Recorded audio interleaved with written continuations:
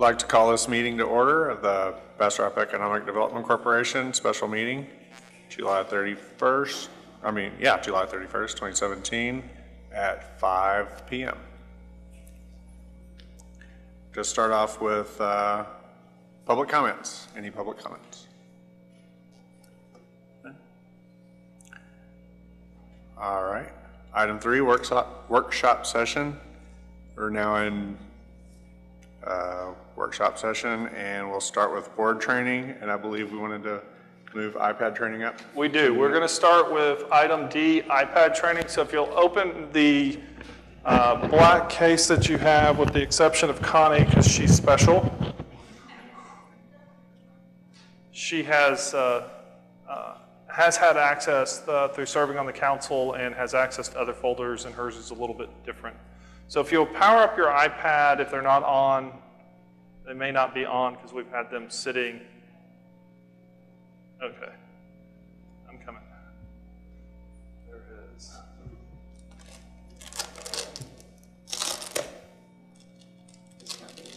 Oh, goodness.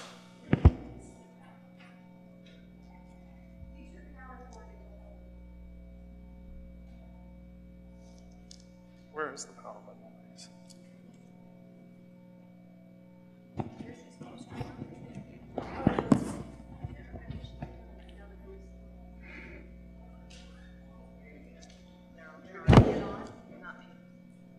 I'm not seeing the power button. Okay, there we go. All right, so once you're powered on, every station should have a charger because the council uses them.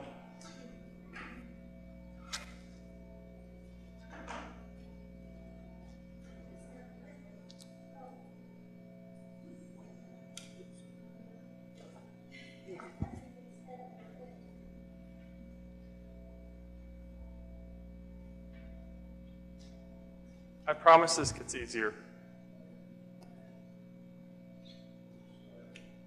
Should go right there.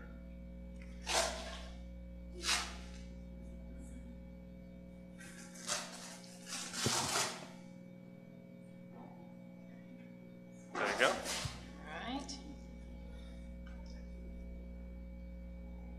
iPad is not back yet. Uh-oh.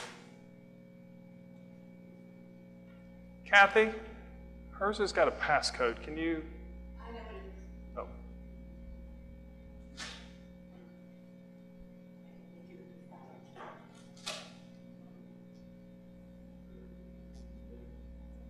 Awesome. Okay. Almost anything.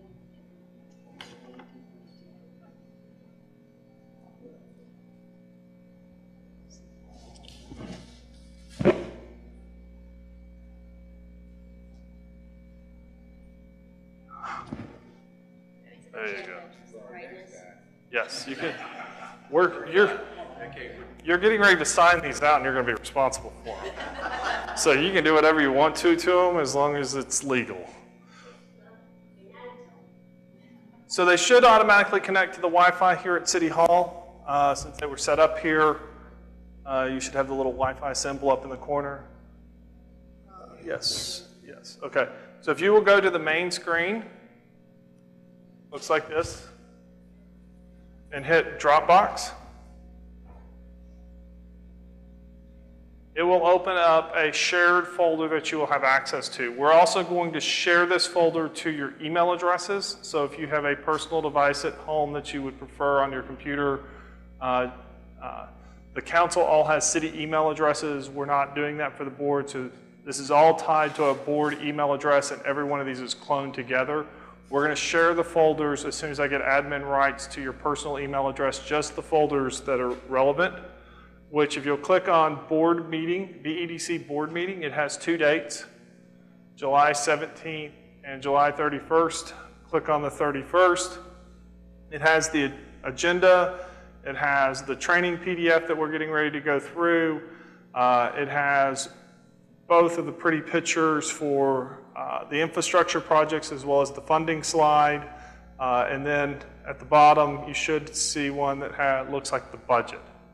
And so once you pull them up, you click on them. It'll make it full screen, and you can scroll through there.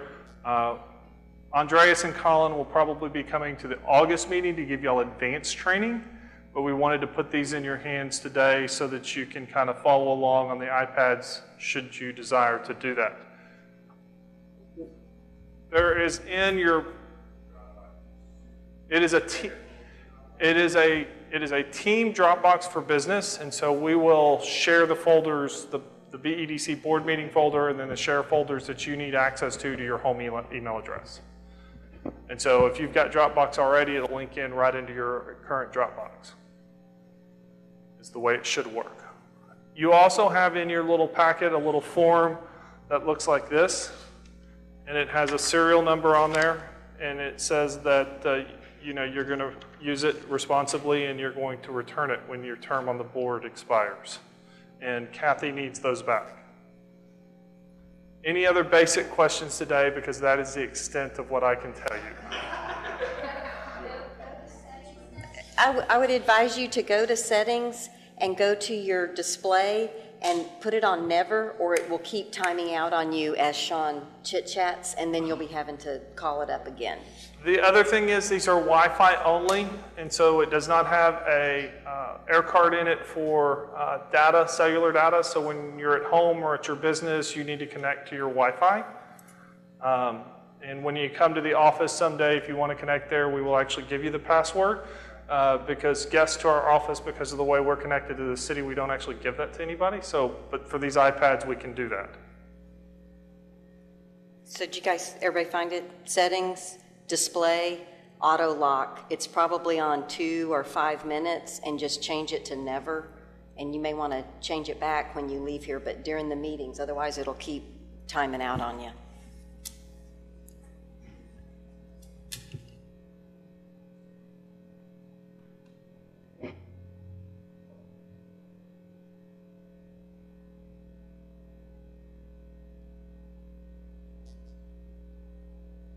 The whole purpose of the iPad is we burn up a ton of trees printing stuff for y'all. And the ability to put it in Dropbox, y'all having the ability to go back and look at it and review it, is critically important moving forward in this technological age.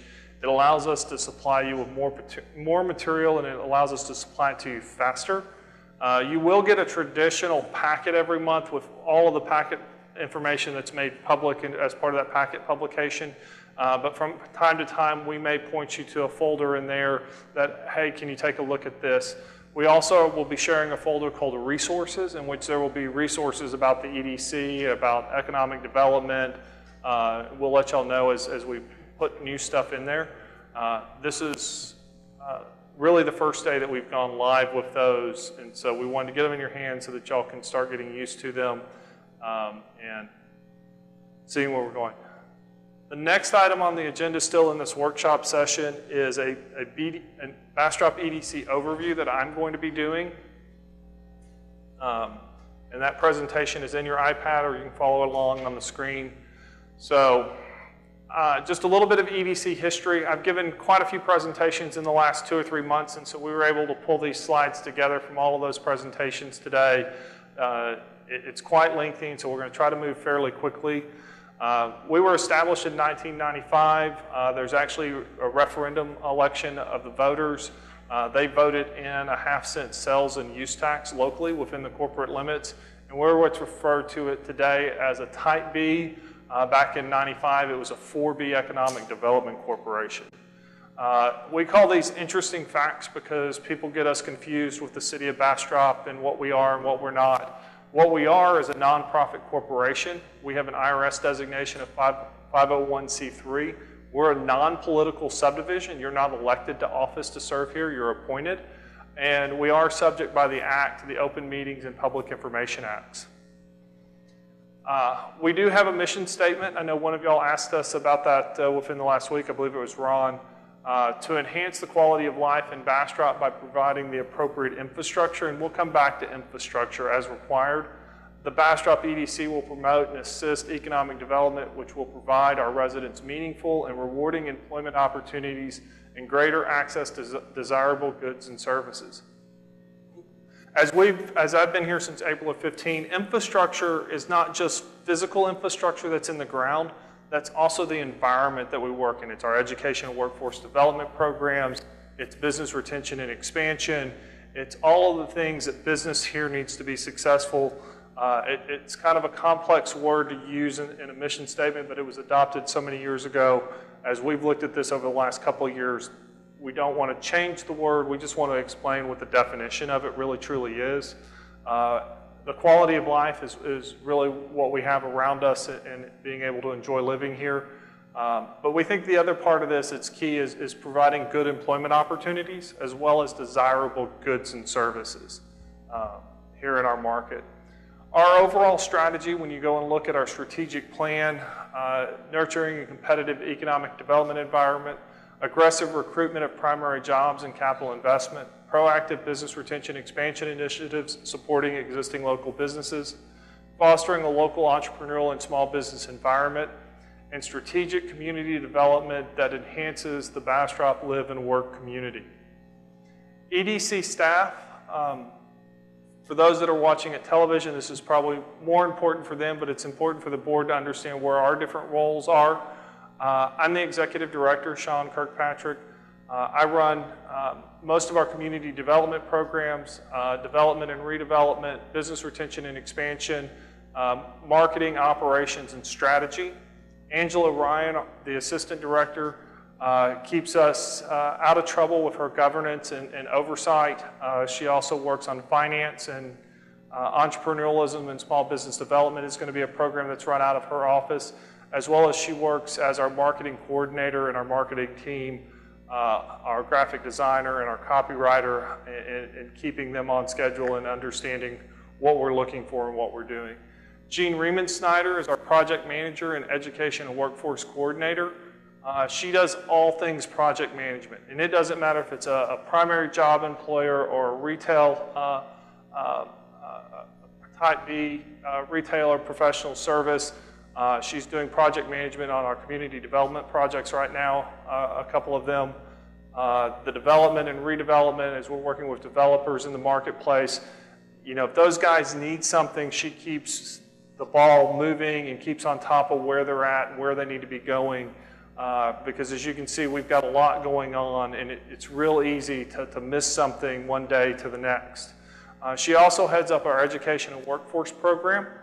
And then Kathy Merrifield here behind me, all things administrative and more. As she comes online, she's now running a lot of our accounts payable, which is relieving some time from Angela to be able to do other things such as entrepreneurial and small business development. She is a scheduling extraordinaire. Sarah uses her to schedule, I use her to schedule. It keeps us all out of trouble and in the right place at the right time. So that's the EDC staff. So let's talk a little bit about governance. We're governed by Texas Local Government Codes chapters 501 to 505. The primer is in the resource tab on your Dropbox. It's the 2015 edition. If you need good bedtime reading material, the TML Economic Development Handbook is many hundreds of pages of every economic development program available in the state of Texas. And the comptroller has a sales tax guide, but they've really gotten out of the business of updating that and have really left it to TML and left it to TEDC and a little bit at the Governor's Office of Economic Development and Tourism. This is a chart that we did for council to kind of explain how local governance works, and I think it's real important for everybody to understand this. We're governed by the Texas statutes up here. The next item is our Articles of Incorporation, then our bylaws, and then our policies and procedures in what we do. So always remembering we're leaning back on the state law and making sure it's within our mission and our articles and then allowable in our bylaws and then complies with our policies and procedures. This pyramid has really helped explain why the statutes are so important when we're doing a finding of fact on a project. Project approval, this is generally speaking, depending upon which section of the law we're using, it varies. For type A projects like Project Minerals, y'all approve a performance agreement by resolution, the earnest money contract by resolution, and then it goes to the council for two readings, excuse me. On a type B project, we actually have to have a public hearing, which is what you saw with the trail project. Then you approve it by resolution, and it goes to the council for two readings of a resolution. There are some exceptions. These infrastructure projects don't require a public hearing. We're leaning back on subsection C of chapter 501, which negates the need for a public hearing. And so staying legal in compliance is complex sometimes depending upon which section of the law that we're using as the finding of fact. Talking about economic development, this is the definition supplied by IEDC. It's the process of creating wealth through the mobilization of human, financial, capital, physical, and natural resources to generate marketable goods and services. The economic developer's role is to influence the process for the benefit of the community through expanding job opportunities and tax base. I think it's one of the most thorough definitions out there of what we actually do. William Fruth at Polycom actually spoke here a couple of years ago. Y'all can read the statement, but here's what economic development is in one picture. You literally are pouring money into the community and it's circulating around, and at the same time we're trying to get as much in there as we can, while at the bottom we're trying to plug as many holes and keep as much of it for as long as we can so it doesn't leak out. The bucket analogy is one of my all-time favorites. So when I first got here, we were asked about our programs, and this is a diagram that we came up with. If we're doing marketing attraction well, we're doing business retention and expansion well, we're doing education workforce development well, somewhere right there in the middle is the sweet spot in their success. And so we've got to be doing all of these things well to be successful. And so out of that came the ABC theory of economic development, and to that I know of and that anybody else knows of, I think I made this up in my brain. And so we do type A projects, we do B projects, we do community development, we do development and redevelopment, education, workforce, and then we have finance and governance internal within our operations. What is a primary employer?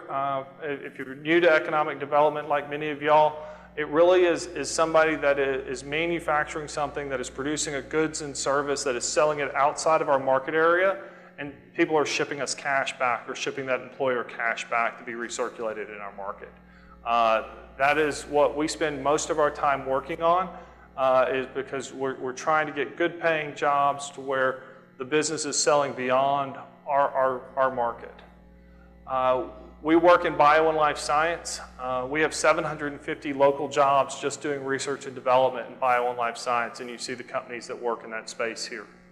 We are getting into doing more IT and computer technology. The previous board approved a $75,000 project to bring dark fiber into the industrial park, and so we now have 1 gig, 10 gig fiber available at the curb at all of our shovel-ready lots. We have one user coming online. The county and their new EOC will be the second user in the park, and as the rest of the tenants cycle through their contracts with other providers that have a lesser service, several of those will probably come online with this service. We also work with the Lost Pines High Tech Consortium.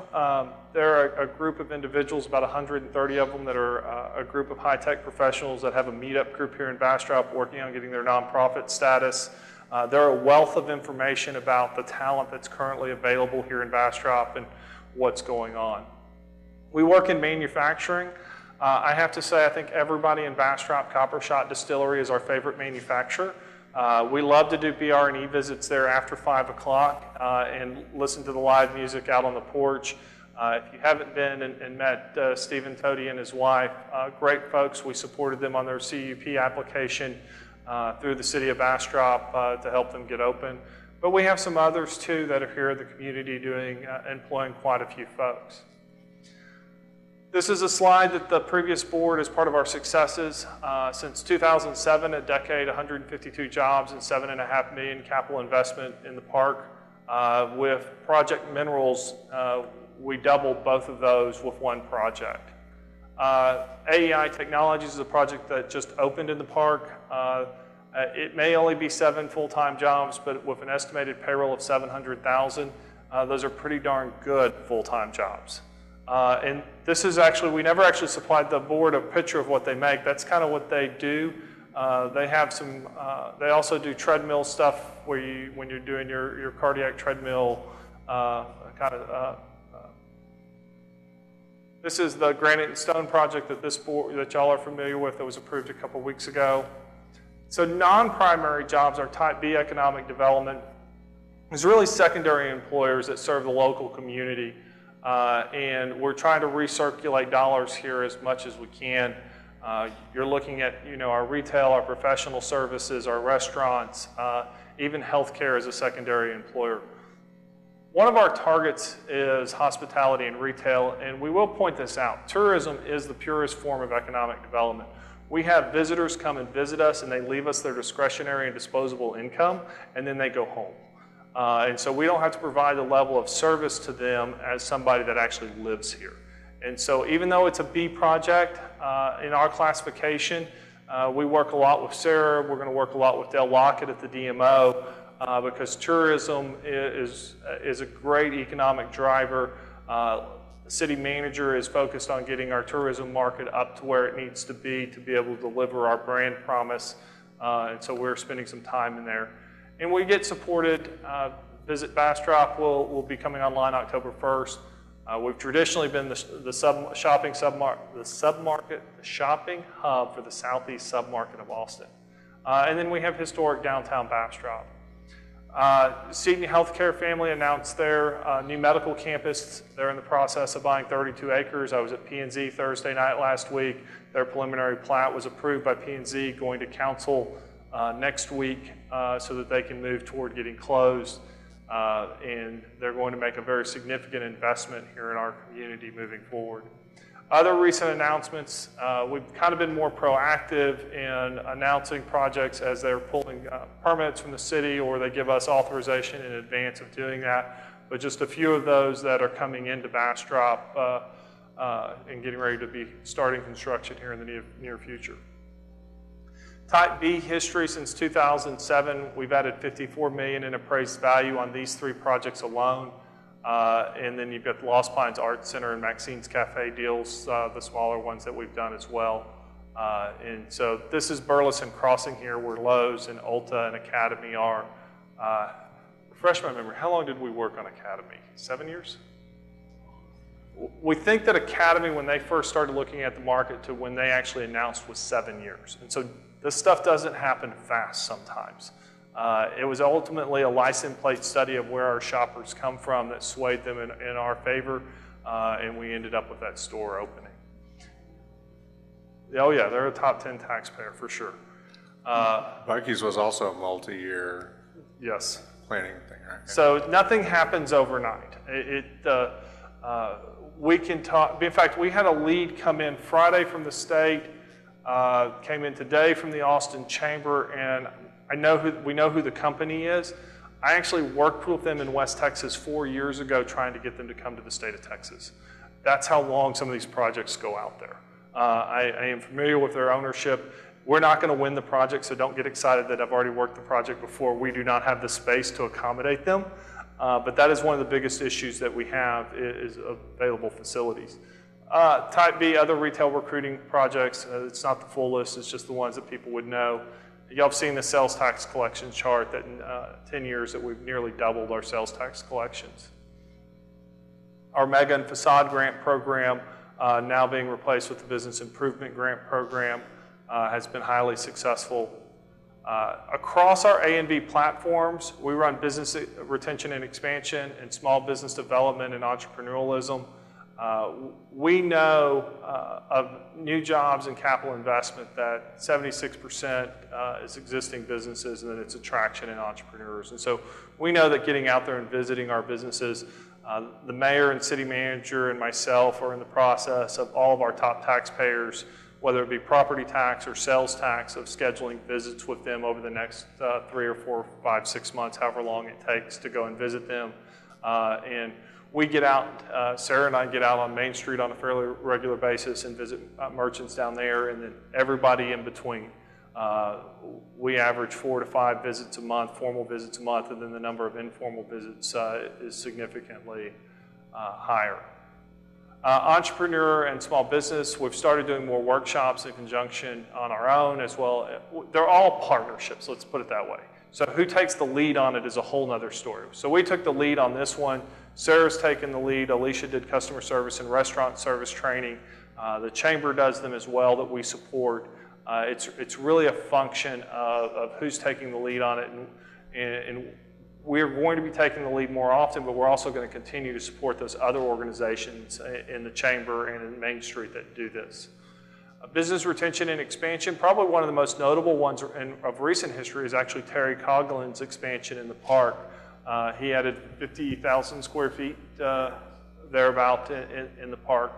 So community development, this board approved the downtown trail expansion. We've got 921 Main RFQs that we're reviewing and getting information back from the respondents. And you can see a list of some of the other stuff that we've done and is outstanding. 921 Main is the vacant lot. This is just one of the several renderings that we've had done over the course of the last year of what that's going to look like. And then y'all are all familiar with the downtown trail expansion and the 1.8 mile trail loop. Development, redevelopment, we're here to provide technical assistance. And so we work both in affordable housing as well as across, I actually have those in the wrong order. I learned this last night, that it's actually ORI is how you're supposed to have those in order. It's office, retail, industrial. We work in all three of those commercial spaces. And so this is Bastrop Station. We worked with the council to get their monument sign, get them a taller sign so that they were able to attract Mama Foo's and Fuzzy's Tacos and now Burger King and Denny's to that site. Without that taller sign and being able to be seen from 71, some of those wouldn't have selected Bastrop Station because they wouldn't have had the highway signage that they needed. Single family residential as well as multifamily residential. Pecan Park is moving well. They should have 2 more sections coming online, and Hunters Crossing Apartments is moving forward. Colony Mud just amended their developers agreement at P&Z. It's going to council next week, and P&Z amended their development agreement to allow for a new product type that in one of the first two new sections coming out of that. We also own the Bastrop Business and Industrial Park. It's a total of 263 acres. Currently shovel ready, we have the north half of B4, B5. B5 does have some uncompacted fill on it that we're going to have to deal with whenever we move that lot. A7 up here in the corner.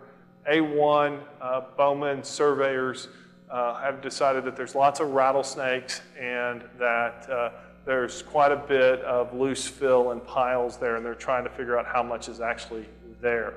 And then B1 is the lot that we're splitting for Project Minerals.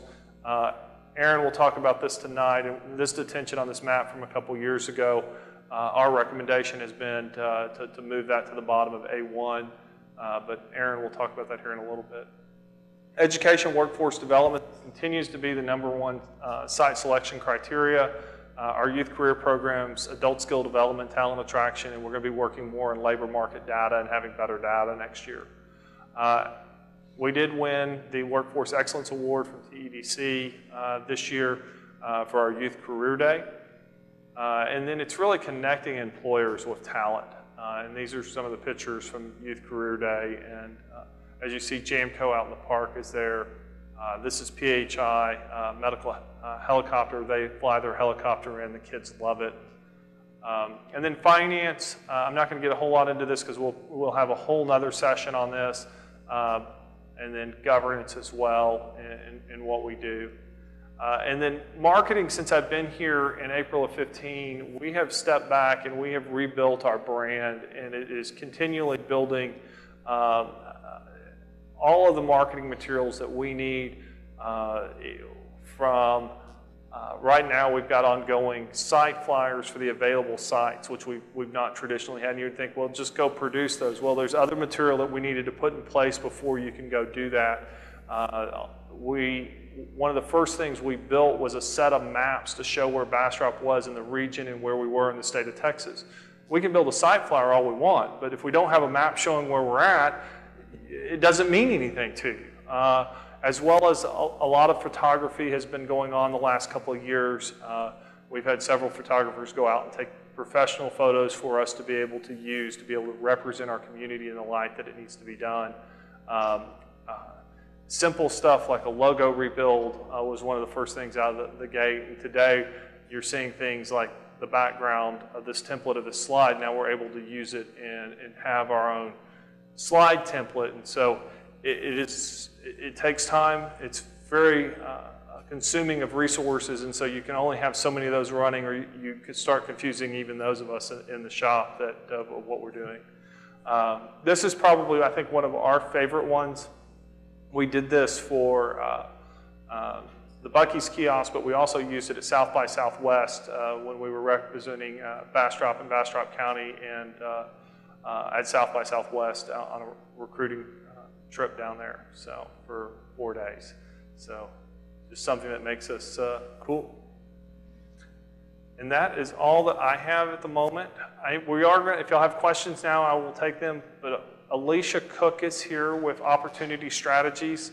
The previous board started what is known as goals, metrics, and known performance indicators to know what we're doing and where we're going. And so Alicia came and worked with the board, worked with stakeholders here in the community, and the fruit of her work is nearly complete. And so she's going to present that to the board. And then we're going to take questions about operations. We're going to take questions about why we do what we do and answer all of those, because what we need you as a board to be is knowledgeable about what we're doing and what economic is and why we're doing what we're doing for the community. So I'm going to turn this over to Alicia. You want me up here? I'm usually a walker, but I'll try to stand around here. Yeah, that's probably better, because I like to walk around a little bit.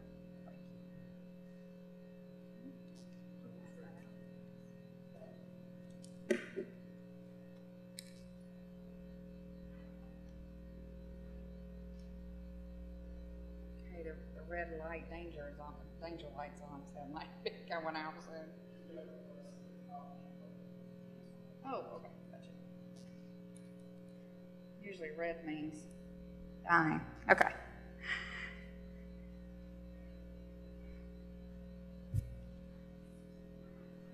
Thanks, Sean, for passing that out. Good evening, everyone. Nice to see some familiar faces here tonight. Thanks for having me come visit with you for a few minutes tonight. Sean should have handed you just now the what we're calling the update to the existing Bastrop Economic Development Corporation strategic plan. This board embarked on a major strategic plan. I think it was 2012 when y'all began the strategic planning process, and the plan was finished, and y'all began, this organization began working it in 2013, I think, if that's correct. And so this plan's been in place about 4 years now. And Sean asked me to come in and not necessarily rewrite and do a whole nother big strategic plan, but to take a look at your existing goals, your existing strategies. And the process that we used was we looked at those exact goals on that document. We went through each one. We identified the goals that this organization has accomplished over the past 4 years. And then we took a look at what was left, the goals that were left in the strategic plan that remained that had not been accomplished. Is it because you're still working on them? Is it because they're no longer relevant? And do they need to roll over into the plan for 2017? So we identified those items.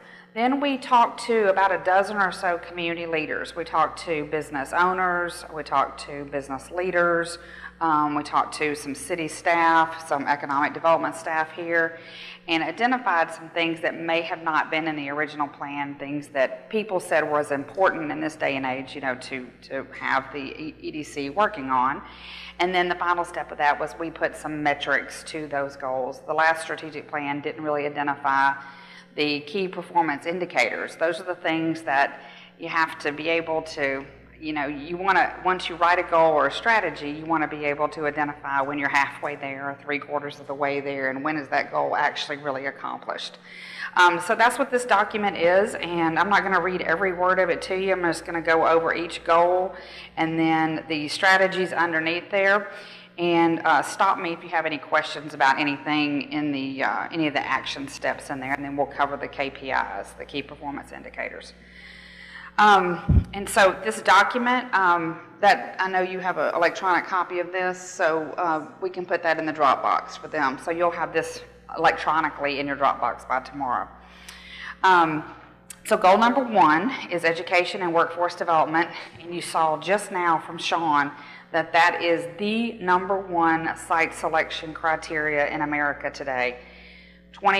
15 years ago, it was how much money could you throw at a project. Whoever threw the most money could get a deal. It doesn't matter these days.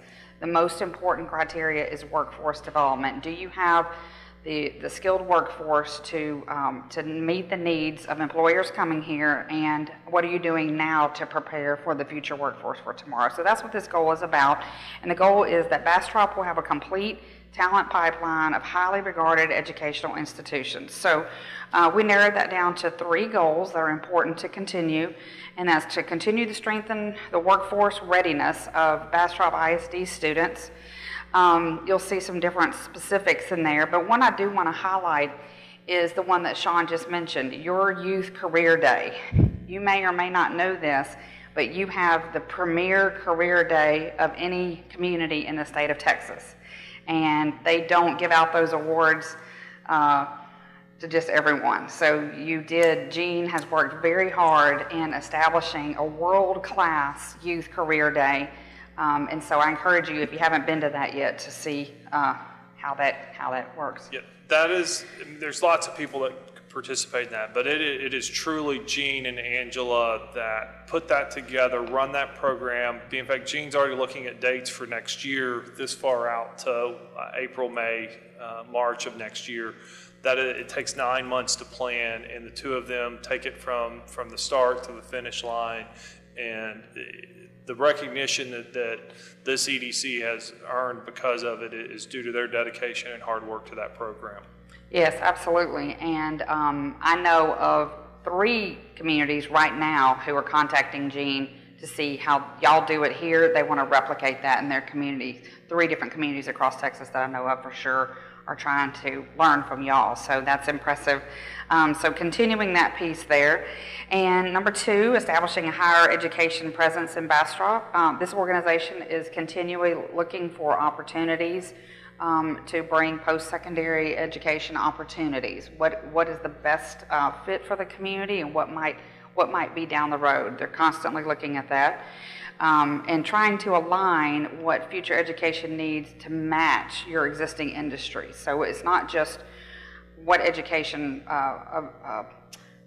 capabilities can we get here, but it's what do our existing industries actually need, and how can we help produce those closer to home to those existing industries.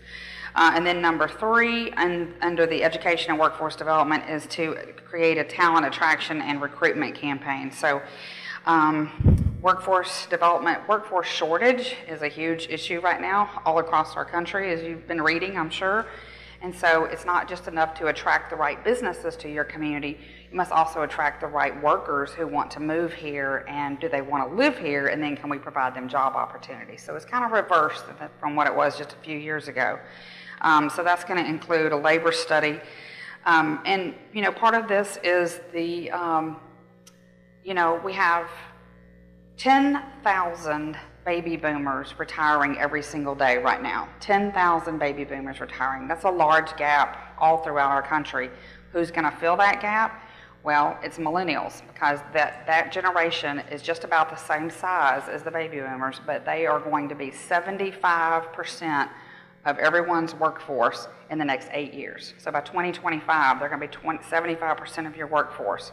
How do we position our communities so that they meet the needs that the places that millennials want to live? Because their choices of where they want to live are different from how boomers chose and Gen Xers chose where they want to live. So this organization realizes the importance of preparing for that, and so that's why we have goal number 3 in there. So some of the key performance indicators. How are we going to measure whether or not we're achieving these goals that have been set forth? 3 of these actually are polls that Gene and Angela have put in place to start polling children at the career fair, at the career day event. So they're asking questions, such as who plans to enroll in college after high school, what kind of secondary education, if you're not going to go to college, what kind of training or vocational or apprenticeship opportunities are you pursuing, and then what fields of study do you plan to pursue when you get out of high school. So a little bit, 3 different type questions, but also all along the lines of what are students going to do after they leave school. They're also planning to partner with Bastrop ISD to distribute a survey to high school seniors, asking that question again right upon graduation and comparing the two. What do they plan to do now that they're really at graduation? How is that gonna affect what they want to do? Yes. Can you turn on your mic? Yeah, thank you. These KPIs are really good, but I guess my question to you is that are any of the teachers or any of the people from BISD, are they actually working with the students to let them know what types of industries that we have and what we're doing so that the KPIs will actually mean something? Yes, and Jean has been working real closely with them in that capacity. Jean, you would like to come speak to that? Yes, it's on. Yes, I've been working very closely. We are so blessed. We've got Jennifer Edenfield, who is brand new with BISD, and her and I actually meet on a weekly basis right now, trying to bring the information that I have as well as the information that she is implementing into the school district, and trying to mesh those two together to make sure that those career portals that those kids are kind of put into, that they're offering the classes that our industry needs, that fit within those career opportunities. And so we are working very, very closely together and trying to build that program out, not only on the school side, but also through the career day and other opportunities with our industry as well. Mm-hmm. So it's not just tracking this information, asking these questions. She's actually partnering hand in hand with them so that this community can start developing the tools that the employers need. That, so that's the ISD is producing more of those things. And that's another, really pretty innovative initiative that a lot of communities are trying right now, trying to figure out how to have that conversation between employers and educators. And a lot of communities haven't used their EDC in that capacity, but this is really part of the Economic Development and Workforce Initiative. So y'all are ahead of the curve of other communities if you're not aware of that. Other KPIs are interviewing existing employers. What percentage of the folks are you hiring are locals? Are you bringing in, what percentage are you having to import labor, and what percentage are you actually hiring local folks here? So that helps this organization position in different things too. One thing they want to work on is a mentorship program and conducting a labor study in the next year. So those are all key performance indicators for education and workforce development. On the labor study, we looked at it for the 17-18 budget year. We just think with our housing developments and growth that stopgapping with a better data source of commercially available data versus doing an in-depth labor study until we can project, or whoever does the study can project what those new housing units and those homeowners are going to be. We think we'd end up doing the study in 17-18 and then we'd turn around and have to do it again, and they are very expensive. Yes. And so we're gonna be subscribing to Chimera ourselves in-house versus using Capcog or the Austin Chamber, who have parts and pieces of it. We're actually going to buy almost a pretty full subscription to what we need to do what we need on the labor side. There's some parts we're not buying because it's not what we need. But that's the direction we're going to go for 17-18 is buy the data source versus the labor study, because we're afraid that we're going to go spend $50,000 in 17-18 and then have to turn around in 18-19 to redo the whole thing again. And it's just not cost productive. Yeah, it's actually being a better steward of the taxpayer dollars. So I had 2 quick questions on this before we Sure. get off of this goal.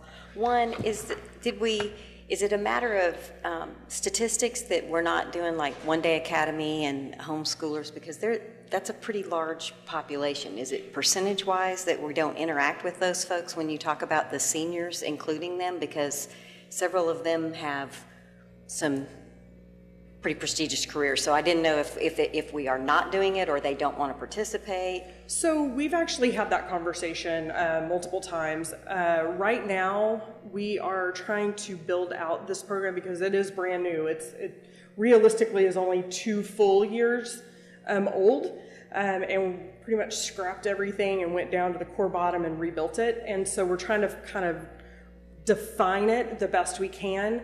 What we may have to do is actually go outside of what we're doing for BISD and implement it for the homeschool students and that sort of thing, because there are some legalities of bringing all of those students together into that situation. And so what we're really trying to look at, we're actually going to try to implement one in the middle schools this year, and then start building it out once we have a little bit more knowledge of the expenses that go into it and that sort of thing, because right now what we're paying for or paying with it is with the grant from the Texas workforce.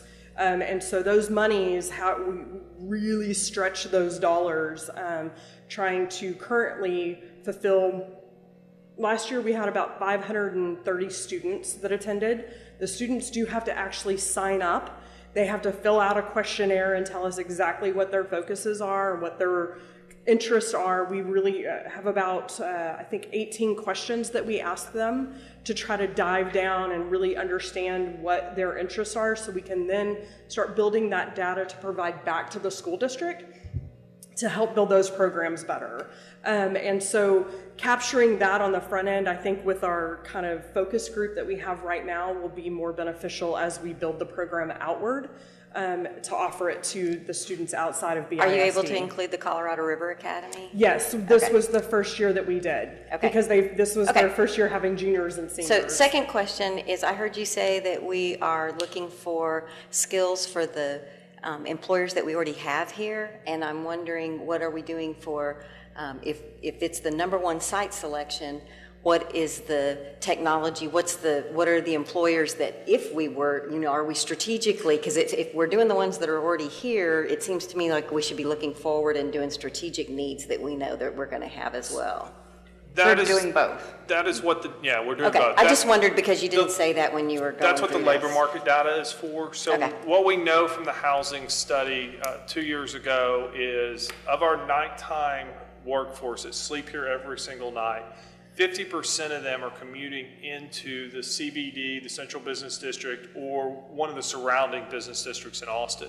And what we have to do is identify who those people are and what their skill sets are, so that we can then use those skills to go, hey, these people really probably would prefer to live and work in Bastrop. We can then use that as a marketing material. That's what the labor data is for. So we can go, we've got 25 software programmers in Bastrop, Texas, and we can go start talking to young entrepreneurial companies that are doing programming and go, here's the skill set of the programmers that we have, and use that to our I thought that you were, but I didn't want to assume that you were, because you didn't address No, that. we would Kind rather, of we'd rather you sum ask. all of that up too, Connie. It's a big reason why our focus a couple of years ago in looking at the types of companies that we were going after and making sure they actually fit our market.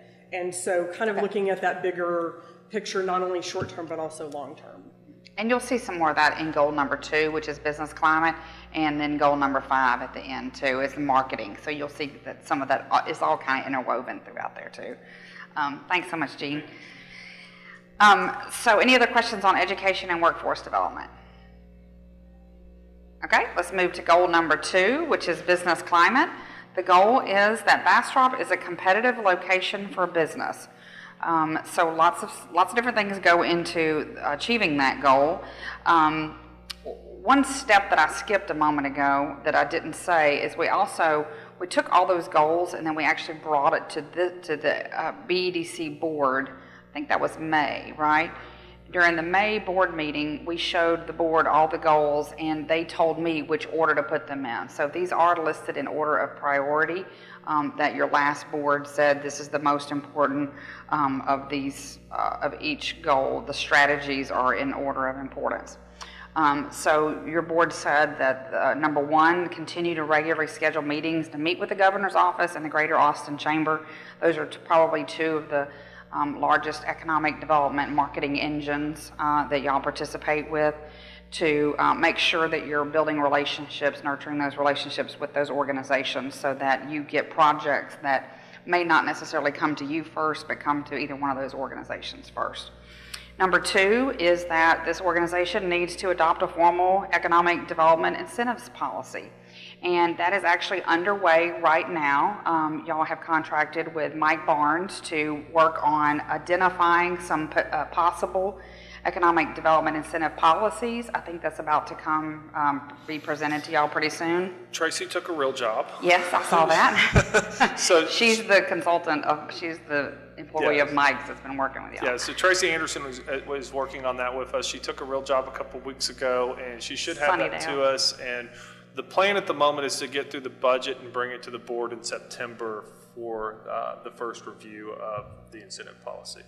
But Tracy's been a little delayed because, she took a real job. Yes.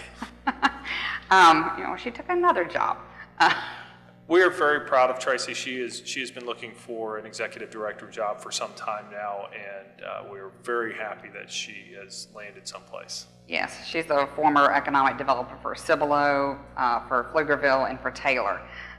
So she's been working on your economic development incentives policy. And so what's going to happen at the end of that process is she'll be bringing those ideas, I think probably kind of cafeteria style, where you can see different options on the table about different economic development incentive policies that might fit best for your community. And then you'll be voting and adopting one of those. And that's just the minimum. It's just to say that, we're willing to give this package for these kinds of projects. Of course, a lot of projects are going to be case by case too. So that strategy is already underway. The third strategy under goal number 2 is make Bastrop an attractive location for entrepreneurs to start and grow a business. And so lots of different pieces fall into this category. Some are from the last plan, and some are suggestions based on local leaders in the interview process. And so one of them is connecting local entrepreneurs to one another. Entrepreneurs like to talk to one another about, how to run business and problem solving, solutions brokering. Number 2 is raising awareness that this community is a creative and affordable place, and that we support you when you move your business here. We want to help your business grow and be a business-friendly community. So the EDC is working on creating that image. And then C is a really important component of filling the need for entrepreneurs, because the Small Business Development Center is your partner in entrepreneurial development. If you're not familiar with the Small Business Development Center, their organization and their rep is here to help a local entrepreneur either grow their business, start their business. They bring a lot of federal resources to bear as far as helping write a business plan or marketing plan or whatever. In fact, I think more times I've been in the Main Street office. The SBDC rep is in the Main Street office working with entrepreneurs all the time. Several different times I've been in that office. He's in there helping them get businesses going and growing. So that's some specific strategies for number 3. And then number 4, each board member will attend at least one outside of event or education opportunity. The BEDC board said in May that this was an important component of kind of the rising tide lifts all ships, and the more that all of you understand about economic development and community development, the better the whole organization functions. And Sean has asked me to come in and do a 3-hour overview. I think you're doing budget in September, right? So maybe October. I'm going to come in and give you an overview, kind of a deeper dive into some of the stuff that he presented today. So really, what is community development? There's 4 components of community development, and there's 4 components of business development. And so we'll talk about how all that flows into the work that you do here on board, in your board service. So some of the KPIs for this goal of business climate is tracking conferences and shows. So Sean and some different staff for different projects attend different trade shows, attend different marketing trips. So gauging those visits real carefully. What is the investment and what is the ROI? How many prospects do they meet? That type of thing. Did you create an informal incentive policy? And it's not just enough to create one, but you need to adopt one. That's a piece that a lot of communities don't always follow through on. So some of the metrics, other metrics here are did you attend educational opportunities for the board workshops, and then how many times did the EDC meet with the governor's office and the Austin Chamber to foster relationships. Oh, and the last thing here that we recently added is establishing a resource guide for entrepreneurs. So that's something that I think Angela's working on right now, is partnering with the SBDC. This is part of goal 2, strategy 3, section C, is Angela's working with the SBDC to build a resource guide for current entrepreneurs and for potential entrepreneurs. Because it's not just enough that someone they think they have a good idea for a business. They actually need someone to help them understand whether or not they have a good idea for a business. So the SBDC is your partner in that. So she's working with them to develop a resource guide, of kind of a checklist of how to start a business and how to be a healthy business, how to get through your first 5 years, that type of thing. So one of the metrics is, did she actually complete that? Okay, any questions on business climate? Okay. Goal number 3 is infrastructure. The goal is that Bastrop anticipates and invests in infrastructure to support resident and business needs. So what does that look like? Number 1, the most important piece of this puzzle is to be fully engaged in resource development, resource opportunities. So this board, this organization, y'all need to be fully aware of current water supplies, future water supplies, future wastewater needs, stormwater needs, kind of where you are in the whole wastewater and water utility piece of the puzzle, and identifying local environmental issues. I think y'all, a few years ago, embarked on the Habitat Conservation Plan. Who owns that? I can't remember. The county manages the Houston Toad Plan. Okay, that's right. Yeah. So that's just keeping that plan in mind and identifying that is one of y'all's goals. Number 2 is ensure that Bastrop has commercial sites that are ready to market in terms of appearance and infrastructure. So this goes back to the terminology that Sean was using on the board up here earlier in his presentation, is having sites that are shovel ready.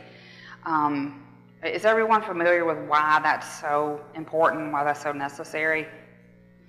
Okay, and we'll talk some more about that in the training too, but it's important that you have sites that are ready for development right now, because that's the only way to compete with other communities that have industrial property. When a prospect comes to your community, they want to make an investment, or they're considering making an investment. Almost every time they needed to be operational yesterday. They're behind the curve, they're late identifying the need, they're late shopping for a site, and so they need to be able to get into the quickest, best site for them to help their business be operational as soon as possible. And so if you have to say, well, we can run water there in 6 months for you, or we can cut a road in there for you in 2 months, that's not competitive.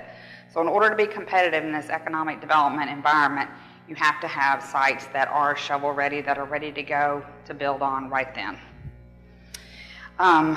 And that's not just infrastructure. They also have appearance in there, because it has to be attractive. Industrial properties have to be, prepared. They have to be mowed, and they have to be trimmed. And so they have to be, prospect ready, not just shovel ready, but appearance ready as well. So we can talk some more about that in the training workshop too. And then number 3 is continue working with AT&T. I don't have to tell you that broadband fiber infrastructure is important as water and sewer and rail and everything else that people may or need for a site. And so this staff has realized the importance of working real closely with AT&T and Spectrum and other providers in your area. And so they're pledging to keep you up to date on those meetings, making sure that people are laying fiber in the places that match your future land use map, that match actual development, that those are kind of dovetailing together for the best use, highest and best use for the community.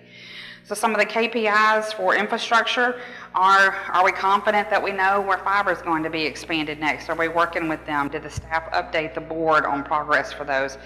How many times were utility discussions made with the city council each year?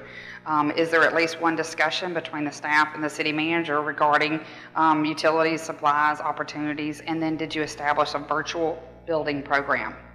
That's part of goal number 3. Strategy 2 is a virtual building program, which is actually just a visualization that shows a footprint. So a business that may want to bring operations here, how does that fit on your existing industrial property? Where's the right place for it? What's the right angle for it? It just helps everyone paint the picture of why this is a great place for them to do business. Who's the lead for that in your office, Sean? On the virtual buildings? Yeah. Oh, that's one of my favorite things to do. Sean's already begun work on this one. Okay, any other questions on that one? Goal number 3. Okay, the goal number 4 on the plan update is quality of place. And the goal is that Bastrop is recognized as an appealing, charming, and authentic place to live and to visit. So the order of priority, according to the board, is number 1, to support Bastrop Main Street and its efforts.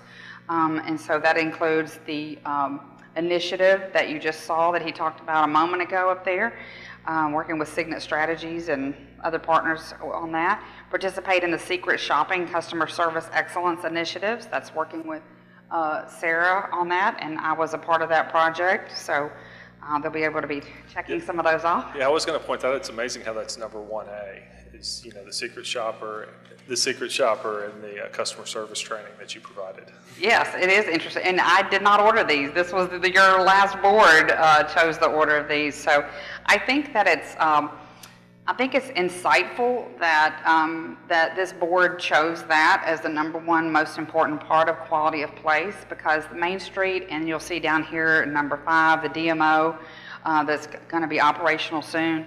They're working to make this place a great place to visit and to shop, and that is part of economic development. And it's not just for the sake of economic development, but a really important component of this that you may not be aware of is almost every single investor. I've done economic development for 24 years. I've interviewed dozens and dozens of investors over the years and said, how did you first find Bastrop? How did you first find whatever community you just made your announcement in? And you know what the answer is almost 100% of the time? They found your community as a tourist. They came here for a wedding or a funeral or a graduation, or a girls' trip, or a raft trip, or a golf trip, or something. And someone treated them well, they fell in love with a place, and they decided at some point this would be a good place to start a family, bring a family, start a job, bring a company.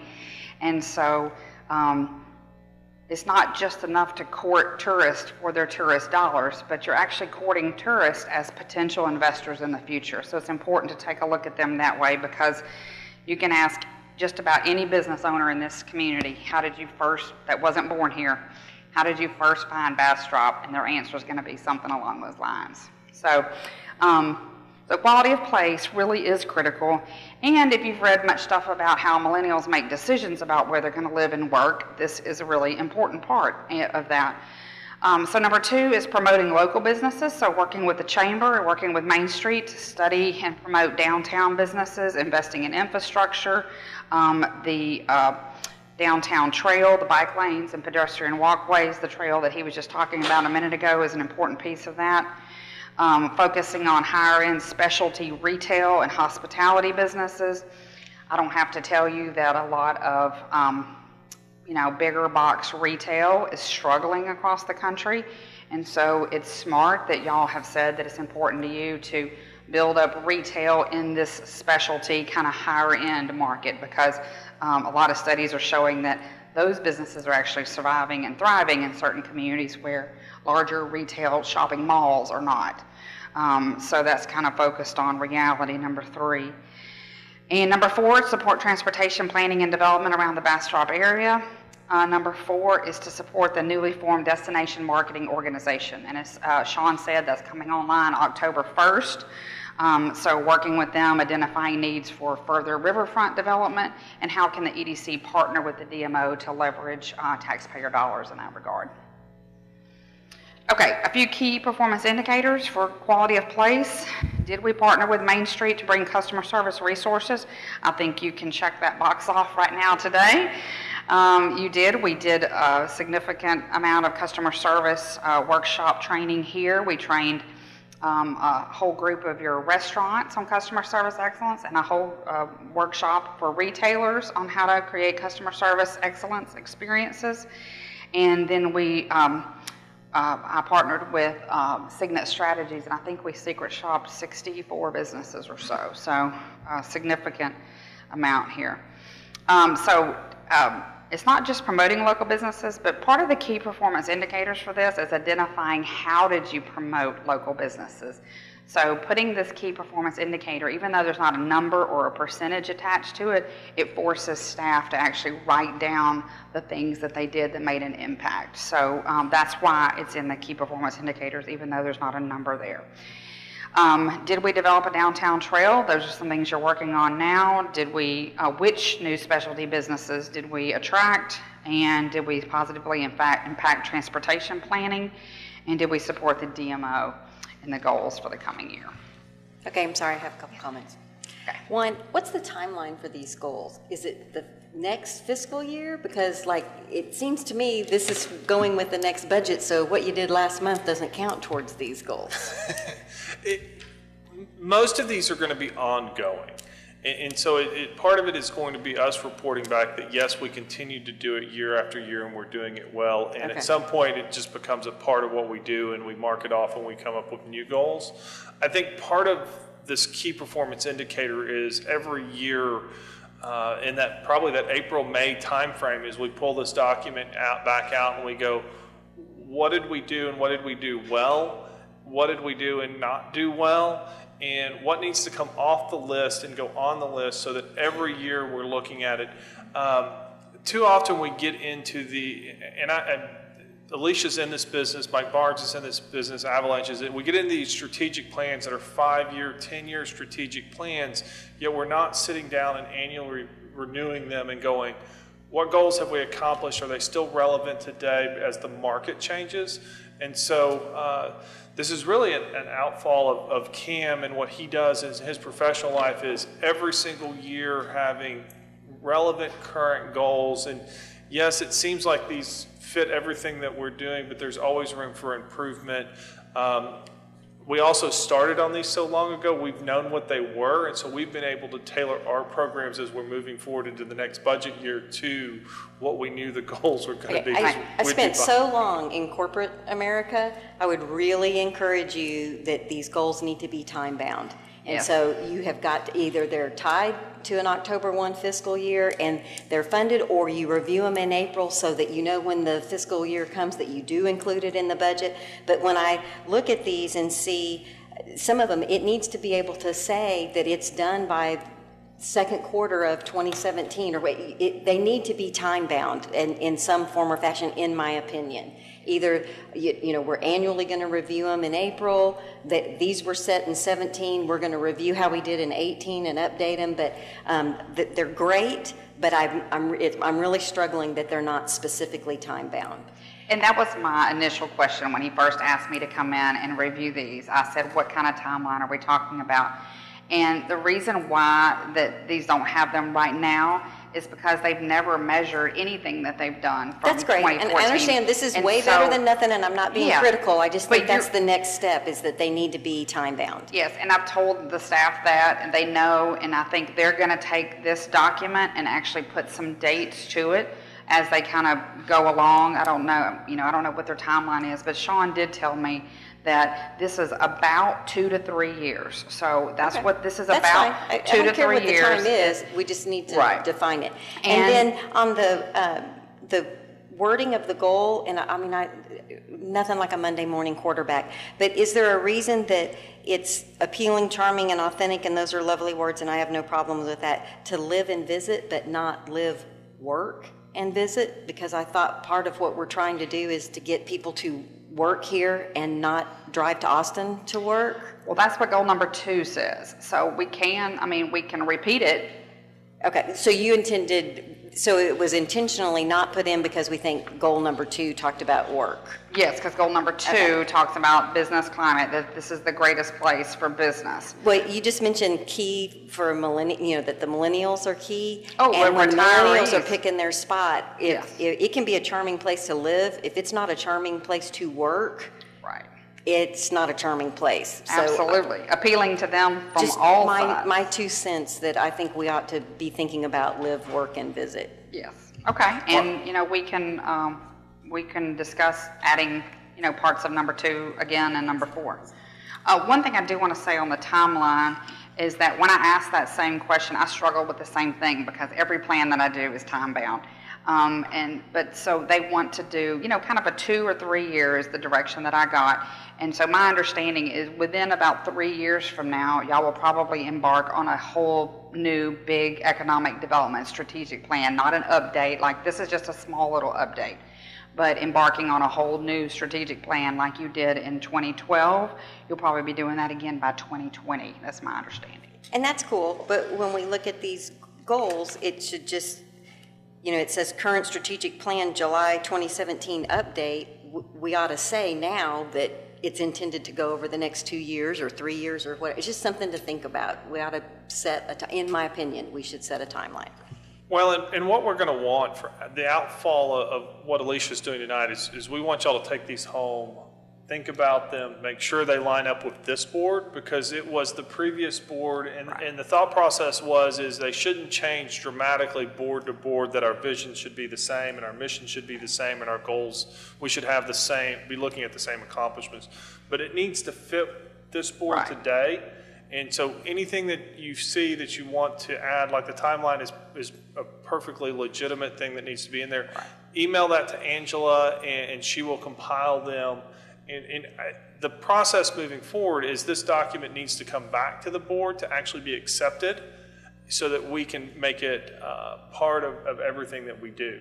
It's not just Alicia presenting it tonight. There's no action on this tonight. It's final from Alicia's standpoint of what she's doing. We may bounce some things off of her, but we can tweak it internally between now and the next board meeting when we bring it back to have it accepted. And those were my closing remarks for tonight. So that's okay. That's perfect. I'm glad we're on the same page.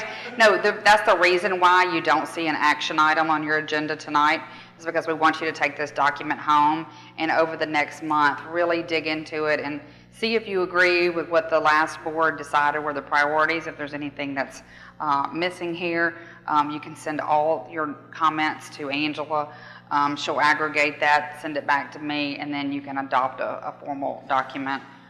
And we have found in my office, don't send them to me, because if I have to aggregate them, it just takes an extra week. Send them to Angela. She will, her or Kathy or Jean will do either it. one. We know where the work is done in the office there. Yes, so that's why there's not a action item tonight. We want you to pour through this. And of course, they're open to any recommendations, like changing the actual wording of the goal. Okay, any other questions or comments on goal number 4?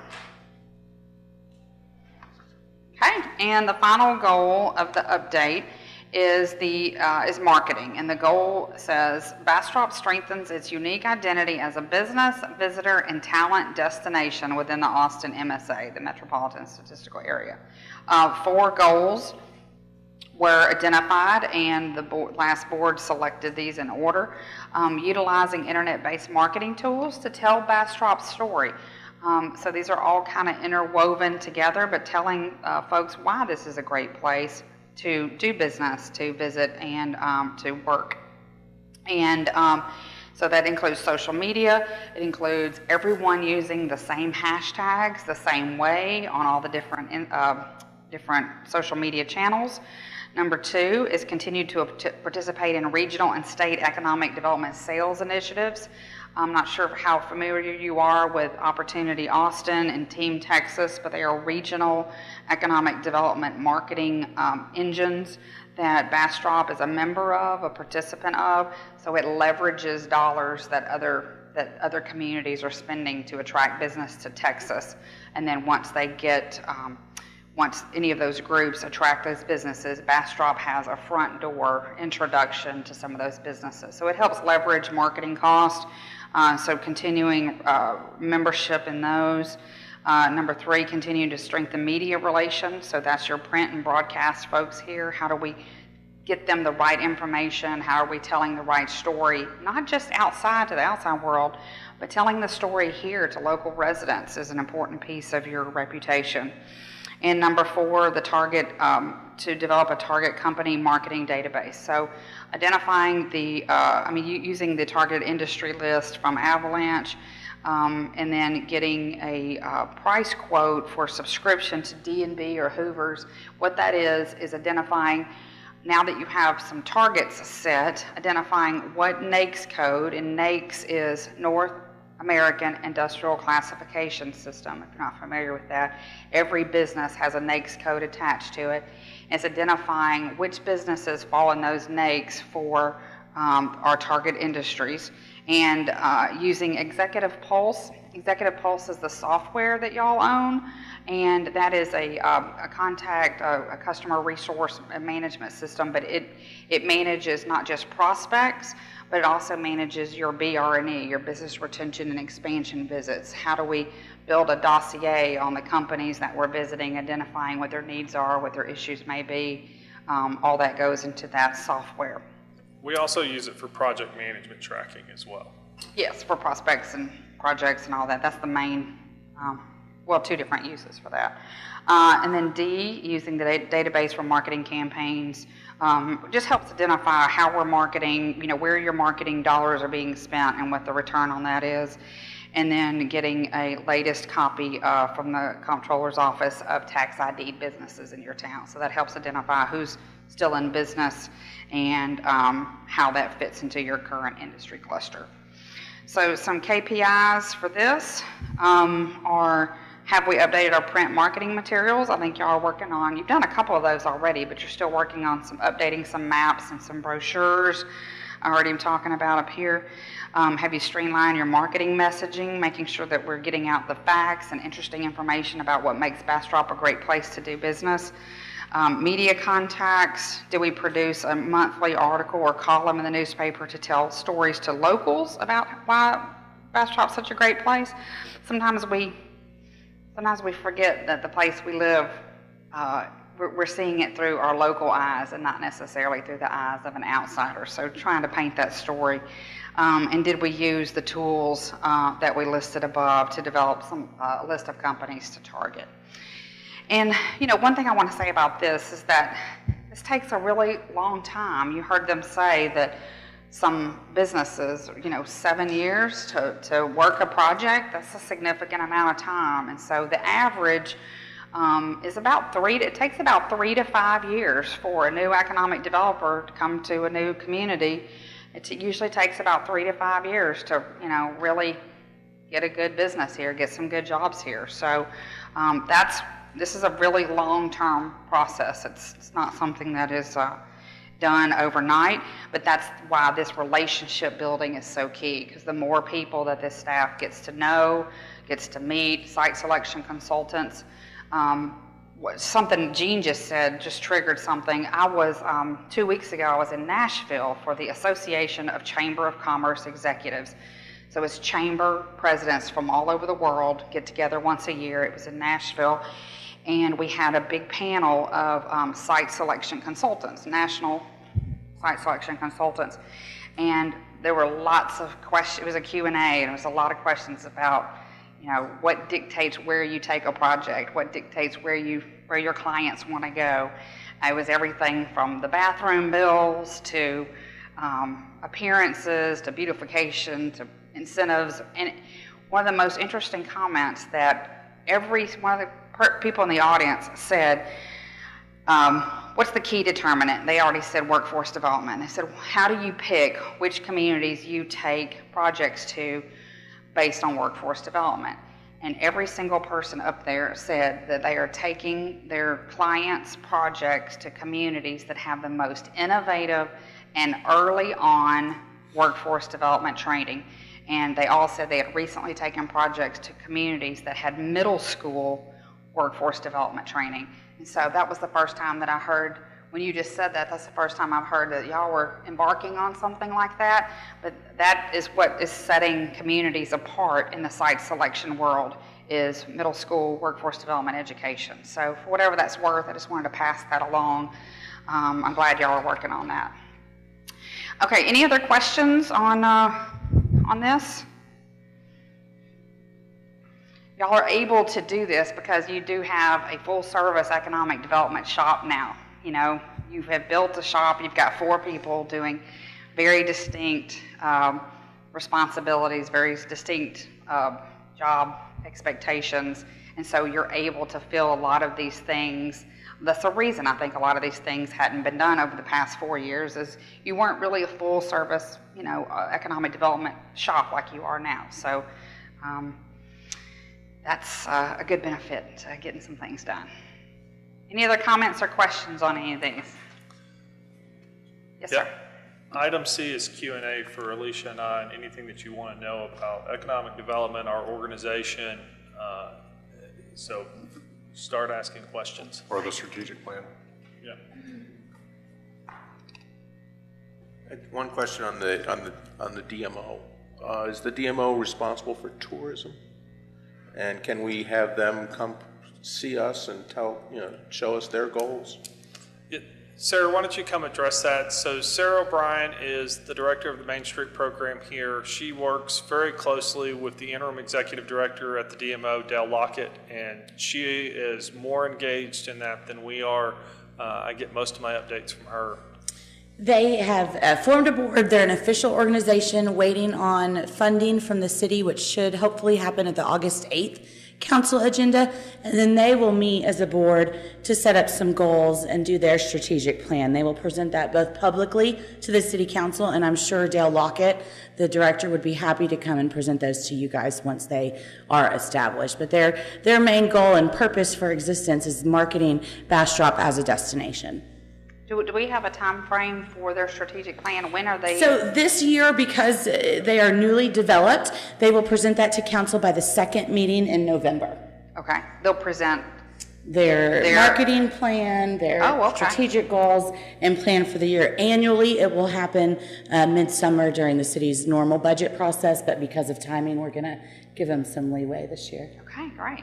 It's more aggressive than They'll I also thought. have parameters that they're reporting back on, and I'm sure that we Yes. can get access to that monthly report and know how they're doing to their goals. And I do want to take this opportunity. We do want to start referring to them as Visit Bastrop instead of DMO, so it's going to take us all a while to break that habit, but if we could refer to them as Visit Bastrop. Okay, I can change the wording in the document itself, so. You know, KPIs are used a whole lot in corporate environments, and it's really nice to see taking a format like this. My question so far right now is that how are we going to score the KPIs? How do we know if we're meeting the KPIs? Is there a scoring system? Is there some kind of a grading system, a number system that says, yeah, we did it, but we didn't do great, or yeah, we're really locked and loaded and we're doing fantastic?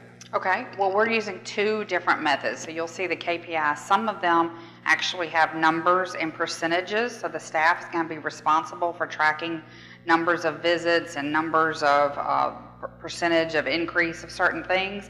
Other items were binary. They're either going to do them or they're not going to do them. They're not measurable halfway. They're only measurable if they really complete it. So that's why the other items have a check box next to them, because they're either fully yes or fully no. And so this board and staff agreed to use both sets of metrics instead of just using one or the other. They wanted to have a little bit more flexibility. So that's why you see it like that.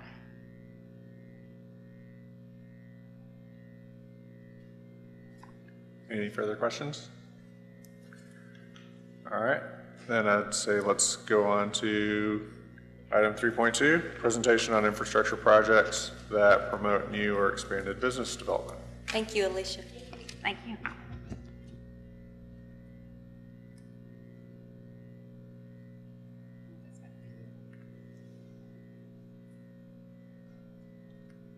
Aaron is here from Bowman Consulting, who prepared both of these plans for us. I turned it on there, sorry. Aaron is here from Bowman Consulting to help talk through both of these projects. I'm probably going to start and let him take the technical questions about how we got here. I don't know where Tracy is at tonight, but he is off tonight, obviously. Tracy Bratton is our lead engineer with Bowman. Aaron works on our projects and helps develop them. The first project that we're bringing to the board for as an infrastructure project to promote new and expanded business enterprise is what we refer to as Agnes to Home Depot Way. So this is 71 Frontage Road right here in the north. Everybody, this is Woodland Village, AKA where Taco Cabana is at. And this is 304. This parking lot here is Covert Chevrolet. This intersection right here is Home Depot Way to the west and Agnes to the east. To give you a little bit of insight into what TxDOT is doing at the moment, they are in design for a traffic signal at this intersection. And so they are designing it, and we've put them on notice that we're considering this project. They're designing a 3-way traffic signal. They are not designing at the moment a 4-way traffic signal. That's why we have put them on notice so that they can design it appropriately for a 4-way traffic signal, because it has to do with the footings and the arm weights and things that I don't quite understand. That's why Aaron's here. So picking up here at 304, in our conversations with the city of Bastrop, with the city engineer, with the city manager, we think that this section and probably the next section of this street need to be what's called a Super 4, which is a 4-lane divided road by a median. It does run into some issues when you get through the next section and will need to be narrowed down to 3 as you get into where Walmart is, because that's an existing 3-lane.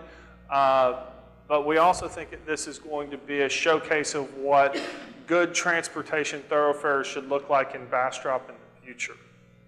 So this track here, what is labeled Lot 1, this is the Seton Family of Healthcare Hospital site. Seton is going to be developing the east half of this site in phase 1. They're going to be holding the west half of that for future development. I have seen several different renderings, and they change week to week as their architects continue to work on it. But they're looking at basically a 20,000 square foot structure there that's going to be 2 stories with an ambulatory ER, about 24 total rooms between the ER rooms available and the surgical center that'll be in there, as well as imaging. The second floor of the building will be for medical offices. They've decided, the initial drawing I saw was actually a 2-building layout. This is actually, they've decided that going with a single building layout and going 2 stories is a better, works better for their long-term plans on this site. You've got out parcels out here on the 71 Frontage Road, and then Lot 9 here, Seton is acquiring 32 acres, which is Lot 1 here. I believe this is 2, 3, 4, and 5. They're acquiring 32 acres out of this 52-acre tract. Lot 9, 8, 7, and 6 are retaining with the seller, and Lot 9 is intended to be a retail shopping center as soon as a developer comes and is willing to acquire that site. It's been test fit by a couple of us, somewhere between 150,000 and 200,000 square feet of retail space on Lot 9. Generally, most of us believe it's going to be in that 175 range, give or take, is what fits the best based on the retailer demand that we have. So we can do infrastructure projects under 505 and Type B that promote new and expanded business enterprises. And infrastructure being roads, water, wastewater, and all of those things ancillary to putting that infrastructure in. So in our conversations with Seton and then the seller about Lot 9, what we're proposing is to construct 2 lanes of this Agnes to Home Depot thoroughfare, which is number 9 out of 34 on the transportation plan. When we went through the transportation plan, there's really 5 projects in there that are shovel-ready today for us to consider, or ready for us, that would fit within the EDC's purview. You're going to see 2 of those tonight. This project, the initial budget on this project, the total budget is about $1.2 million for all 4 lanes. We don't have $1.2 million to spend, and so we asked them to do a budget for 2 lanes of it, which meets Seaton's needs immediately and Lot 9's needs. It's about $850,000. Make sure my numbers are right here. It is $830,535. So you can't take the 1.2 and divide it in half, because there's some infrastructure that goes into the street that is for all 4 lanes that you put it, stormwater, for example, that you put it all in at one point. This project and the budget you'll see tonight, we have it budgeted at $1.2 million. So on top of that $830,000, there is a regional drainage channel that begins right here where our box culverts will let out. So all this water from the hill here will flow down to the box culverts, get collected under our street, and then go south toward the river. There is a drainage channel through the southern 90 acres that the seller owns, and then they have an off-site easement through the Griesenbeck tract to the Colorado River. Because we're going to be collecting street stormwater and basically building that at 100% impervious cover at some point with 4 lanes of road, we're going to buy into this channel for $250,000. So our cost for the road and our contribution to build the drainage channel to the south works out to be $1,080,535. And so we've got $1.2 million is the proposed budget on this, just to make sure we're safe with TxDOT down here, because I don't think y'all have our share of the 4-way light that's going to need to be installed in the cost estimate. So we are here to answer any questions about this project. What's the criteria for the second section of Agnes? Going to the east. Right. So the next track over is called the Nixon track. It's owned by John and Tina Nixon. And the right-of-way acquisition on that is, as I've explained to the city manager, is a responsibility of the city of Bastrop. And so once they are in a position to acquire that right-of-way, the city then can come back to us and consider building the next section of that. And it would be 4 lanes through the Nixon track. Once you clear the Nixon into Pecan Park, which is the next track, that's where it makes logical sense to compress it down to 3 lanes, because your eastbound lane you can take and peel off into a turn into Orchard Parkway, and then you can use an acceleration lane going westbound off of Orchard to create that 4 lanes. Our other option is a traffic circle at the other side of Pecan Park. And other than Wesley and I in the city engineering department, we haven't found any other fans of traffic circles in Bastrop. So if you'd like to join our private club, you're more than welcome to do that. Wesley and I both like traffic circles, but we seem to be the minority in Bastrop. And so using the acceleration lane and the turn lane seems to be the design that's going to work to get it from 4 lanes to 2 lanes.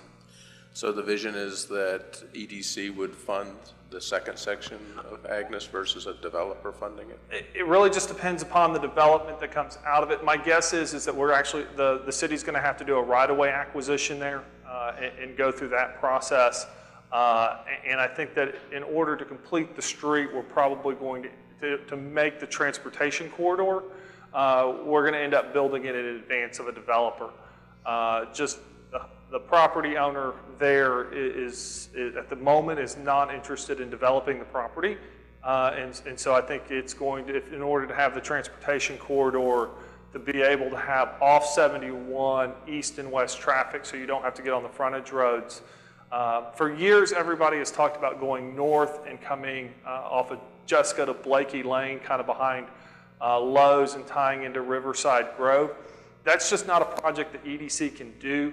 You're crossing ag and ag exempt land. And so if we as a community want a transportation corridor that runs east and west off of 71. This is, and the EDC's involved, this is our best hope today. This will tie in Hunter's Crossing to Walmart. It'll allow those folks leaving Walmart to get up to 304 without getting on 71, and it'll allow, if you don't mind driving through the Walmart parking lot, you'll be able to drive to Home Depot or Lowe's and use Childers to get downtown and to the west, or to the east, excuse me. But the plan is that the developer would finish the 4 lanes. That is correct. Under the City of Bastrop's development ordinance as it's written today, the southern development, when it goes, and you do have a ready and willing seller there, when that is platted and developed, they would be responsible for the southern 2 lanes. Unless the community decides they want them sooner. That's really the determining factor. Is there a development ready to go, or does the community want this transportation would want the transportation corridor in advance of development? And Eric Davis at KSA says this, I think best, Alicia can back this up. Sometimes a community has to make public investment in order to encourage private investment. And this is a situation where this is a safe public investment because we know that Seton Hospital is going to develop their site. We know we have an active seller in the market, that this retail site is going to be highly attractive to developers because of their neighbor and the infrastructure that's going to be available. And you referenced, but just to make sure that we're all clear, that corridor is part of our master transportation plan. It is, and one of the things that Aaron and them are working on, there will be a final document submitted to the city. The city's actually funding this. They did it at our request as staff. They're doing a right-of-way analysis to be able to plot the right-of-way all the way to Agnes. It's actually regional, and so it goes down to Hassler as well. And so all of this right-of-way in that side will have a preferred right-of-way route. So the transportation plan is kind of this bulk line drawn across the map. What they're actually working on right now is a right-of-way analysis to go, here's your best routes through all of these properties to connect up your right-of-way for when these things develop. And it provides us guidance when we're talking to developers and going, no, we would like the street here and this is why. Any other questions on this project? This is a great project. It is actually probably one of the most simple no-brainers that we'll ever bring to you in the fact that we're going to get very good medical care out of this. And I've talked about the road. I've talked a little bit about our participation in the drainage. The city is actually working with them on the lift station and their wastewater, because this is all where the trunk mains to wastewater treatment plant number 3 are going to be running. It doesn't affect us. That's a city part of these negotiations. Wes and I have been meeting with this developer for the last 6 weeks, and then even before that. So I'm about meeting out with them. No, you're not. No, I'm not. I'd like to go back with good news. So that is this project. Aaron's here to answer any technical engineering questions. Y'all can't let him off easy. Is the, where the road is plotted there, is that on a property line at this point, or on a current property line, or is this all one big property that's, what's the? So you have 2 tracts of land. You have 52 acres to the north, you have 90 acres to the south, and yes, that is the property line, and so we're getting 30.05 feet of right-of-way north of the line and 29.95 feet to the south. Sorry, Aaron, stole your thunder. This is what happens when you sit in these engineering meetings for weeks on end with these people. I guess the reason for that question is, okay, so, you know, it's not a straight shot over to Agnes from there, I noticed. So this one I will let Aaron, because he's actually working on the right-of-way okay. study.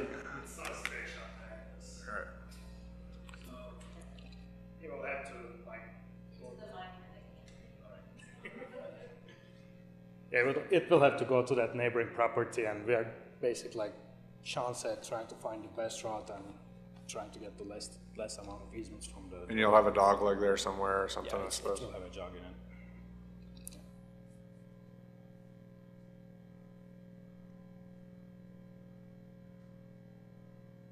Any further questions on this? 3.2A? Any concerns on this one? This is as simple as they come. This one is a little more complex. So this is in the business park. This is the jail here to the north. This is the entrance to the park. This is Jackson Street. This is what we refer to as the Vargas Building, but we will be referring to it moving forward as the Emergency Operations Center that the county is buying. This little bit of dirt here, this gravel parking lot, that is Dig Tech, Line Tech that is in the park. The back of this building here to the east is Kassam Kasari's warehouse in the park. And so we still own this lot here, which is known as side A1 is what we refer to it as. And then this side here, we refer to it as B1. This gets really confusing. Back when they platted the park, when I got here, we actually just made up site numbers for these things. A means it's an area A, B means it's an area B of our restrictive covenants. These things have been platted and replatted so many times that the lot numbers and names will confuse the living daylights out of you. And so we refer to this as A1, we refer to this as B1. You can actually see this is the subdivision of this is going to be Lot 1, A1. Subdivision of the north is going to be Lot 1, A2. This southern portion right here is Project Minerals site. It's 5.5 acres. And what we are looking to do is extend Technology Drive to MLK, which if you're familiar with MLK comes up to the 71 frontage road, Dog's Legs to the west, goes underneath the bridge and ties you into downtown. One of the things that we have to remind the board about, and the city is pretty insistent on this moving forward, we have currently Jackson Street here, which is a single ingress and egress point from the industrial park.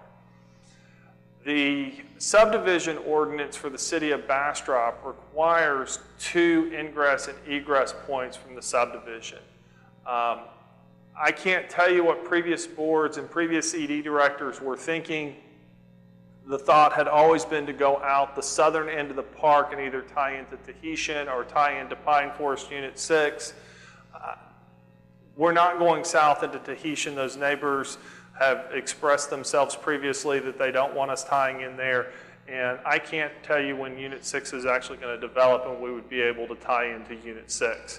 And so in order to subdivide B1 here for Project Minerals, the city of Bastrop is going to require us to install technology to Jackson as part of that project. Aaron and I and Tracy had a conversation this afternoon. Originally, we thought this project was going to run about $1.8 million. Where we're at currently is this project, make sure I get this right. Currently, this project as it's drawn is $1.43 million.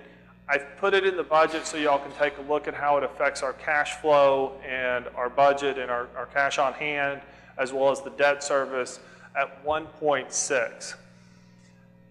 In the conversations today, this plan was originally drawn and presented to the previous board in order to we looked at the drainage as well. Lot A1 here is going to need a regional detention pond because all this water, if you're looking at this site that is in this upper area here, releases just on the other side of Jackson, and Aaron can talk more about flows than I can, and it's headed down this hill and sheet flowing. Once we develop B1 though, we need to slow that water down before it gets to Gills Branch so that we can outfall B1 into Gills Branch, get it to the Colorado River before Gills Branch comes up and the Colorado River comes up that means we have to catch the upstream water and slow it down. We put it in the budget at 1.6. Tracy and I are going to go meet with a potential buyer on this site. This site has enough issues with it. We're not going to get market value for it. It's cut a huge ravine in here. You can kind of see on the drawing here where there's spoils upon spoils upon spoils. Their engineers spent over a week out there estimating how many spoils were out there, and I still don't think they came up with a good number. I think they finally gave up. It was not, and so we're going to go meet with the potential buyer. We think with the 1.6 in the budget, if we were able to sell this for a reasonable price, about 1.6, 1.7 million total will build this detention pond as well. Getting from that 143 to 1.6 plus the sale of the lot and the proceeds from that going into constructing that detention pond. And Aaron can definitely talk about the drainage issue better than I can, because I just told you everything I knew. So basically, originally when Sean came to us, it came up with the layout that I've seen. That was a pond that was built in this section here, the northern portion of this B1. However, that's not like the best area for detention ponds to have that very downstream area, because it makes the size bigger. And if you compare this land's topography to that one, this land is a lot more usable than that piece of tract over there. So Tracy, Sean, and I came up with the idea of moving the pond upstream where it's more efficient hydraulically and detain in this section. And after we develop this piece of tract and this piece of tract with 80% impervious cover and 20% landscape, we try to match the pre versus post development flows at this railroad tract located right at this section. And we came up with good numbers, basically match with all the storm lines that City of Bastrop requires. And the reason of that is impervious cover increases the flow amount. However, what helps is you are basically detaining everything coming from offsite in this pond and letting this water go through the culvert before the peak flow of this area gets to that culvert. So you're basically increasing the traffic going through that junction. At first, however, you are decreasing the peak going through there, and it's just more efficient in that section, and it makes it work.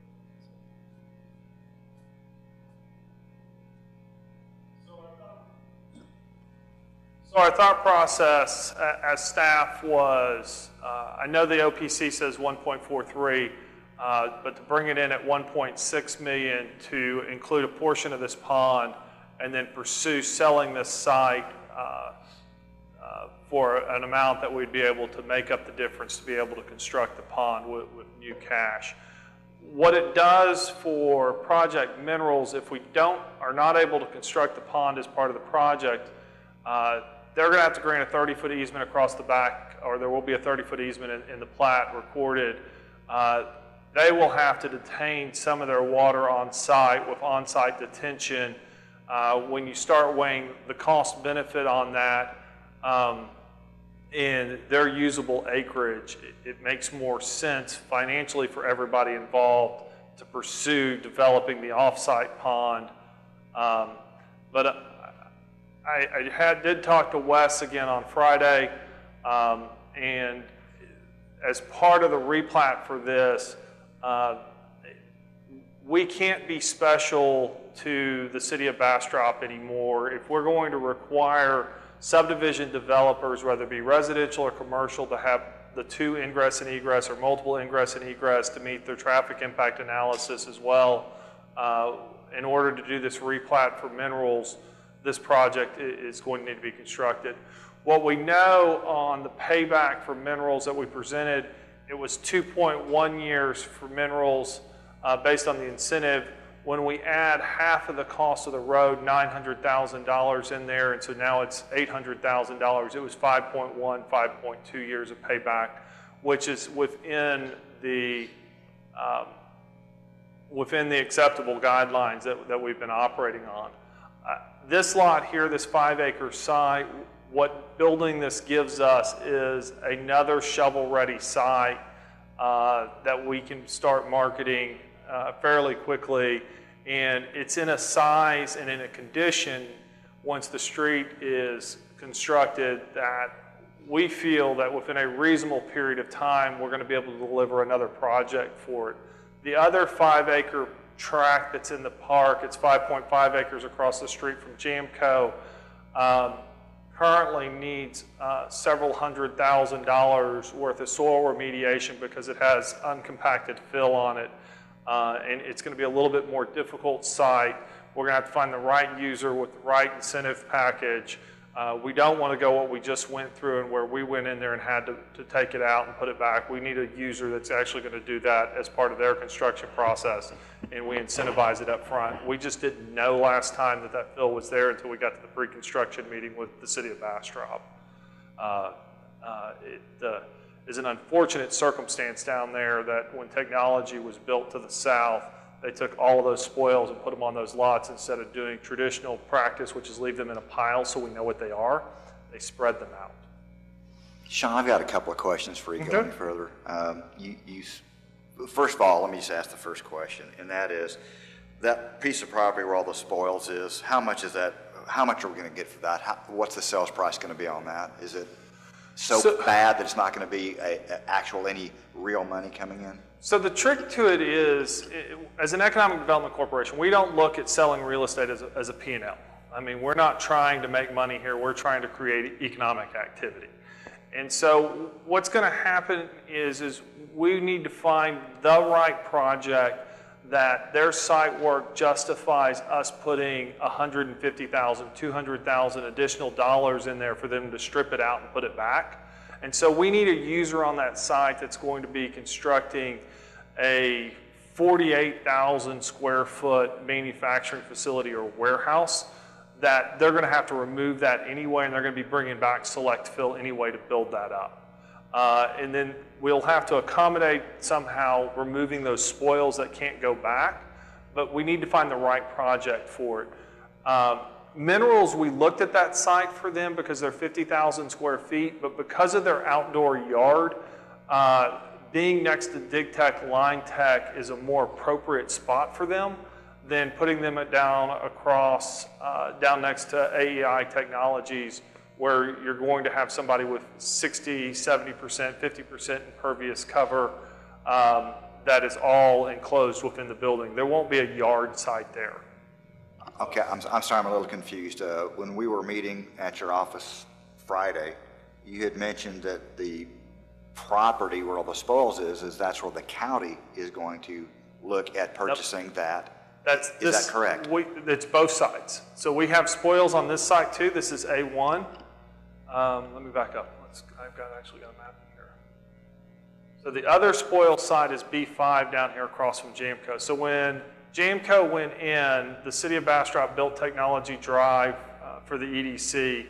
They took all of the spoils from technology and whatever else they'd been storing there and had spread them across B4 and B5. So we have multiple spoil locations that we're dealing with. And I appreciate that. I guess what I'm trying to, I got a little confused. You're saying something about a 50,000 foot building right here, but I thought that was the one that's being sold to the county.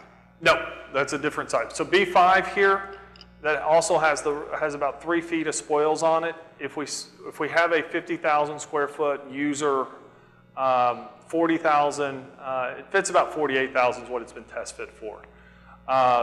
What can happen there is, as part of their site work and what we know about the soil condition is, they're going to have to come and cut that site anyway, because they're going to have to put somewhere between 2 and 4 feet of select fill underneath that building. And so they're going to cut out the existing spoils and then cut into the virgin soil and then come back up. And so putting a 10,000 square foot user here is cost prohibitive for having to pull all that out and put it back, because you have to pull it out for the parking lot too, because you can't make parking lot density. You can actually use the on-site material for the parking lot subbase, but you can't use it for building. That's why on B5 down here, the bigger the user, the better off we are, because we can pull it out and dispose of it in an appropriate location. And Aaron and I both know somebody in Bastrop that actually needs it. And they need it in a bad way. So we have someplace to go with it. We just got to have the right user down here. The 48,000 square foot test foot we have there is more of a flex design, more of a warehouse design where you can drive all the way around the building, is what works better there. We just, with the outside yard of minerals being up here at B1 next to Dig Tech, it's more of an appropriate location for them. I guess where I was going with this is that you had mentioned that we're going to sell this piece of property to offset some of the cost of the drainage pond. Correct. Is how you did, is your... Correct. I've had an estimate done to repair this up here at the top of A1, and it is closing in on $300,000 to $400,000, just because of the ravines and everything else. The potential buyer on this that Tracy and I are going to go visit with, they have their own heavy earth moving equipment and their own people that during their spare time can go correct that, and it won't cost them nearly as much as us going and hiring a site work contractor to go repad the upper portion of this lot. So is the $1.6 million offset by some cash that you're getting from the sale of that property? So we will recognize the sale of the property, but we're also, in the minerals case, we're rebating that 100. I understand that. Yeah. No, the one to the right. Right here? With the retention pond. So we would take the sale of it and come back to the board and go, hey, we're gonna construct this detention pond and use it to make it really $1.7 million. But we'll do it. We'll add $100,000 in cash from the sale of the lot is the plan at the moment. So the 1.6 is essentially a net number anticipating the sale of the property. Correct. And we didn't know about the zoning issue 2 weeks ago when we approved granite? On the street, well, it was one of the things that we went over with the board is that we anticipated that we were going to need to build the street, and we pointed out that it went from 2.1 to 5.1, which was in our acceptable range of approving a project. And now that we've approved the project, we're bringing the infrastructure back to be able to move forward with it. And we may not have made that clear, especially for the new board. I don't remember it. Especially for the new board members. And I apologize if I did not. I guess one of the additional things on this piece of property here for minerals is that while I think everybody here can understand that there is a regulations to have dual entries into subdivisions as mandated by the city of Bastrop, this is a real expensive proposition that you guys, and maybe we'll get into it a little bit more in the budget cycle of it, but this is really expensive to do that, to basically be to comply with what the city says y'all need to comply with, right? That's one of the main things that's pushing us towards the direction of increasing this or adding this roadway. Is that correct? Unfortunately, that is a true statement. What should have occurred when the park was originally developed back in the late 90s, early 2000s, is they should have, as part of the original park design, included 2 ingress and egress points, and the cost associated with that would have been sunk costs spread out over all of the lots. And so you're only recognizing it today as going, hey, we're only picking up this little bit of acreage, but the reality of it is it's not all 263 acres, but it's probably more like 200 of the acres. This cost should have been spread out over all of the previous sales and future sales in the southern end of the park as a requirement for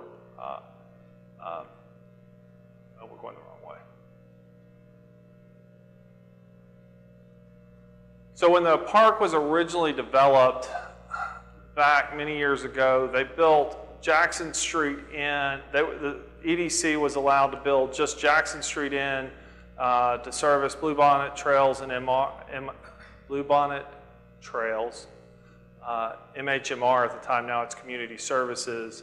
It was extended for Deep in the Art Foundry, and correct me if I've got my timing wrong. And then Business Park Drive was built down for Coughlin, if I'm correct. And then it could have been, Dig Tech here. And then part of technology was built, and then we built technology down to Jamco. What really should have happened in the initial phase, if we were starting this park today, and we came in to plat this with the city of Bastrop, we would need to build Jackson down to Business Park over to technology, and technology up to MLK would be the first phase. All at one clean shot because it provides the dual ingress and egress. We can plat it all. We're in compliance. What was allowed to happen from the late 90s to today is we've been allowed to piecemeal this thing together. And it's not a good perception to developers coming into this community when the EDC is treated differently than they would be. And we need to be in compliance with the ordinance the same as they are. We also think that that B1 lot, that 5-acre lot, it's going to be highly marketable for us. I actually think it'll probably move before B5 will because we can find the users on it. It's more open because it doesn't have the fill issue.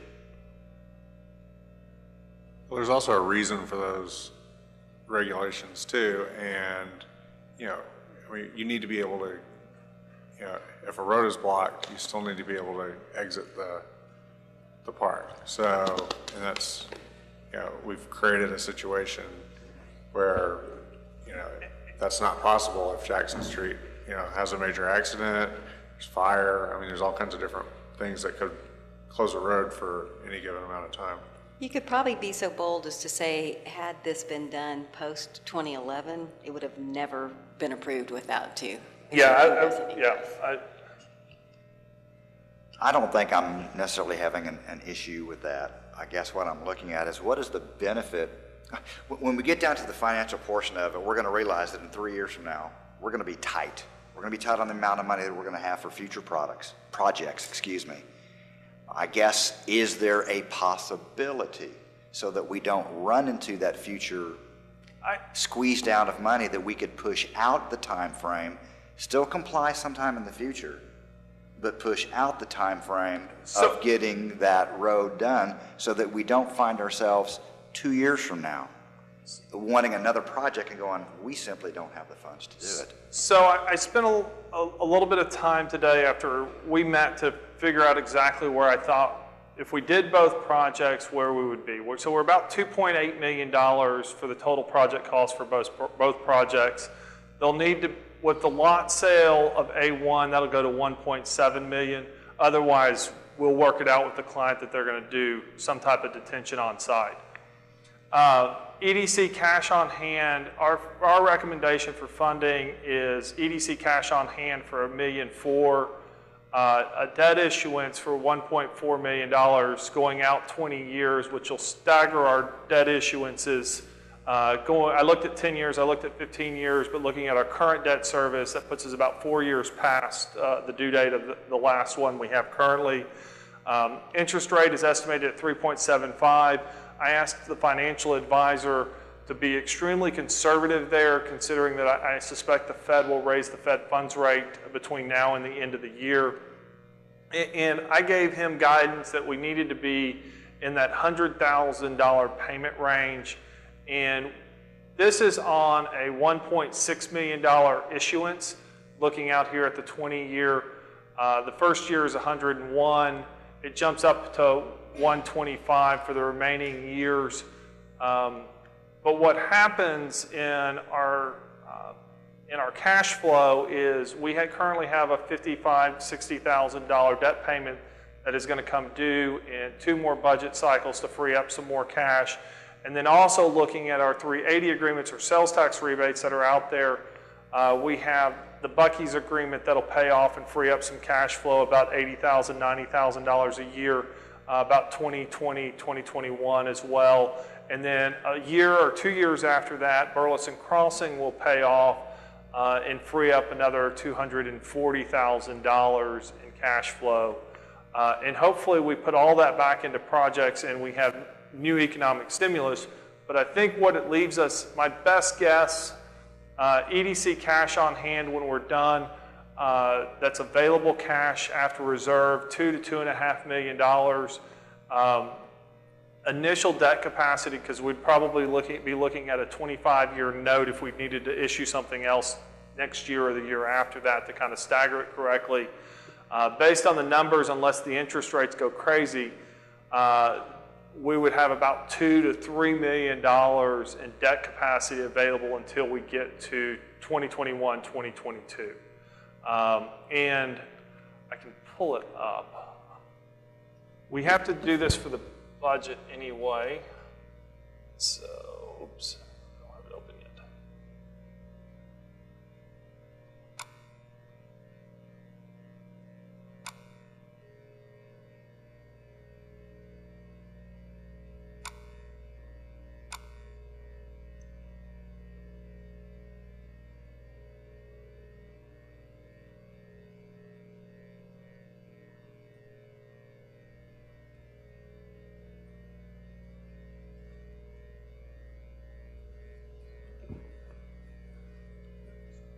So part of what we do as we move through the budget process is we do fund balance for each year, and we need to zoom. Oops.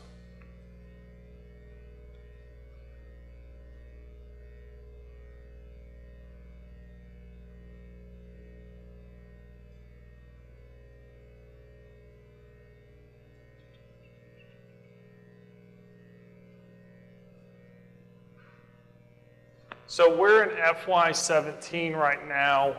My best guess, we're going to finish the year with a fund balance of $3.99 million.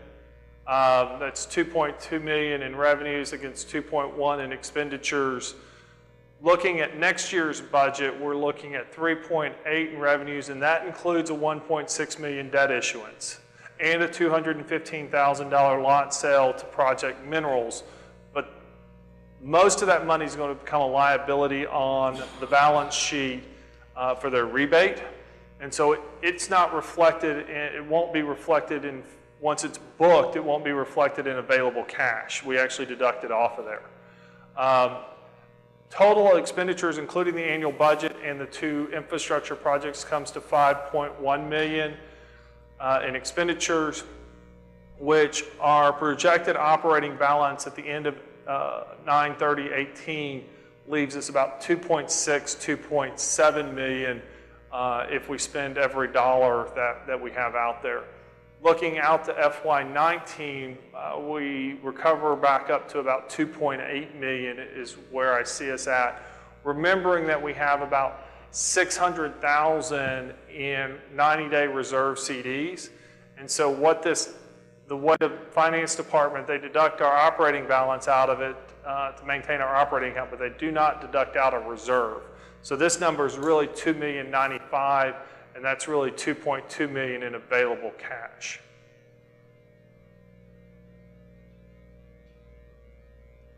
So looking at our deal flow and where we're going, I'm comfortable doing both projects today, understanding that we're going to have somewhere between $4 and $5 million of available cash between cash and debt service if we decide we want to do another project. And we have other projects that we're working on that we will probably be bringing back to the board that will use some of that in the next 12, 24 months, because that's what we do as staff, is go, where can we deploy our dollars today to get economic return? And part of the Seaton project on that lot, the retail lot, if we can get that going, those will be sales tax generator, which hopefully will add to our top line revenue. And the same is true with Project Minerals. They will generate some sales tax as well in their retail operations that will help replenish the cash in the bank. Project Minerals, did they sign? We heard from him today. It was at his lawyer getting a review. The earnest money contract was new to them, and so they're still doing their legal review on it. When do they have to sign? Within the next few days. So, And when do we have to have the replat we have 120 days from when they sign. from their signature? Yeah. And we won't move forward with that project. If they don't sign, we will not move forward with that project, the project in the park, the infrastructure project. There's no reason to jump the gun on it. But Wes would say that you need to do it anyway. That's the confusion. Yeah, and I would think that not speaking for Wes, but it should have been done all along. I think the bigger question, having driven around Bastrop with the Opportunity Austin folks at Austin Chamber of Commerce, the industrial park looks like, are you guys in or are you out? And we're talking about saving money for additional projects, and I guess one of the driving questions for me is, I would prefer that we have shovel-ready lots, that we finish the industrial park, and that becomes we finished this. And so, I understand that there's always, the next project's going to be great, and there's always something on the horizon. But knowing that we're short of the two-way ingress and egress, and for a horrible analogy, but I'm feeling pretty pregnant with the industrial park, and I don't know how you walk away from it and start something else. That's kind of what I'm struggling with. Yeah, one of the things I think about is that the EDC has that cash probably because of the industrial park. That they've received money from the industrial park sales, but haven't finished the infrastructure. Most of the cash that we have on hand is a generation of sales tax. When you look back through, and this chart here doesn't go all the way back. I've got it going back to 2011, FY11, I believe it is a reluctancy to deploy the cash into projects that would promote new and expanded business enterprise. We have had a history of many years of banking our excess cash on the promise that something better is going to come along and we need that cash.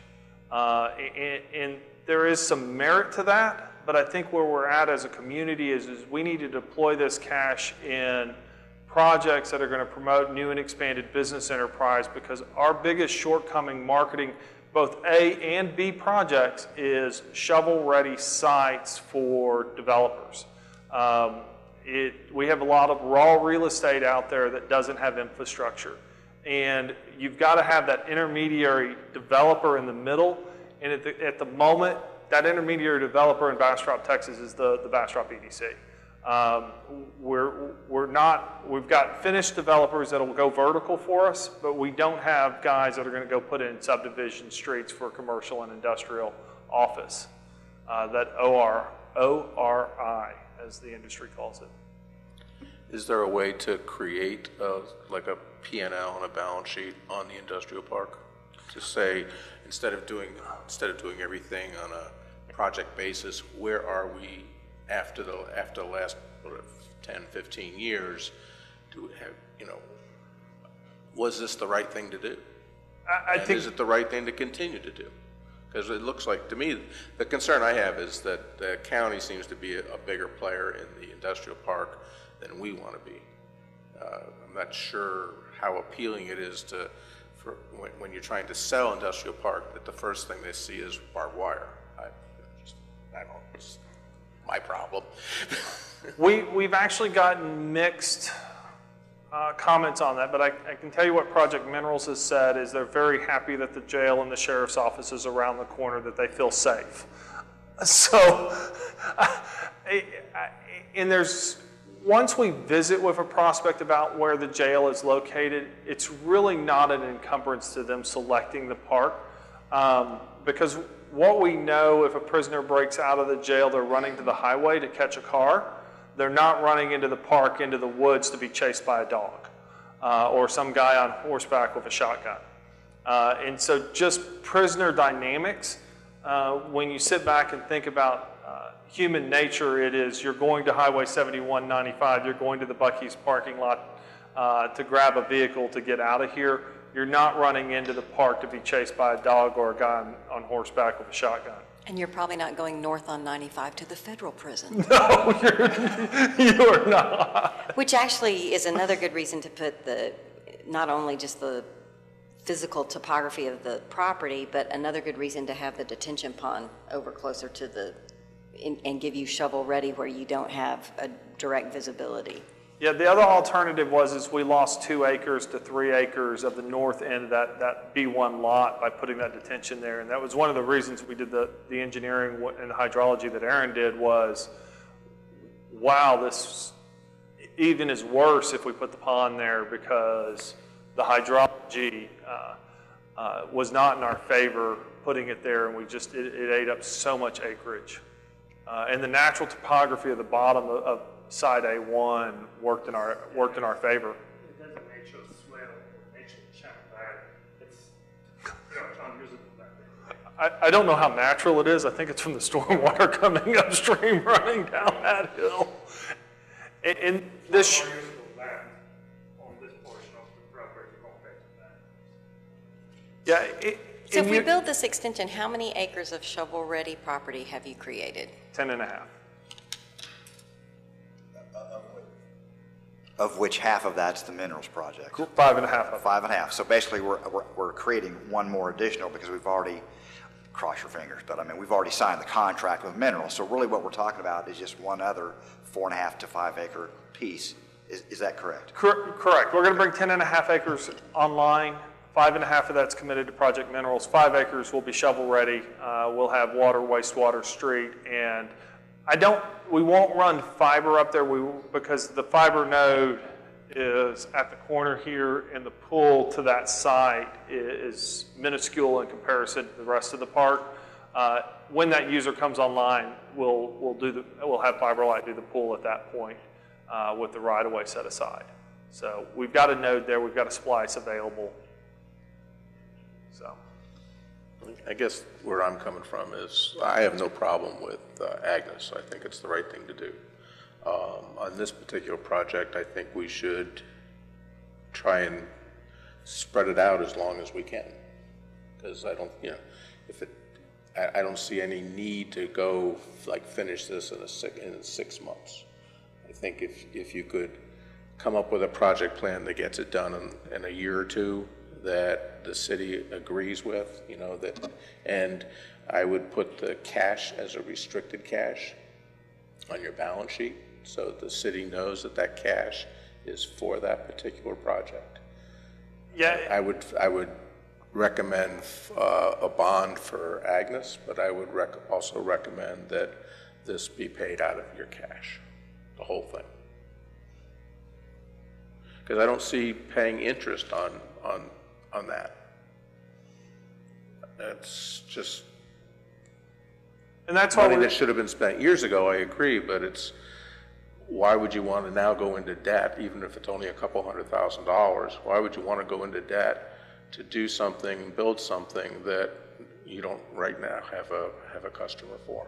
Well, and we can do an adjustment to, I'm recommending a 50-50 split between debt and cash.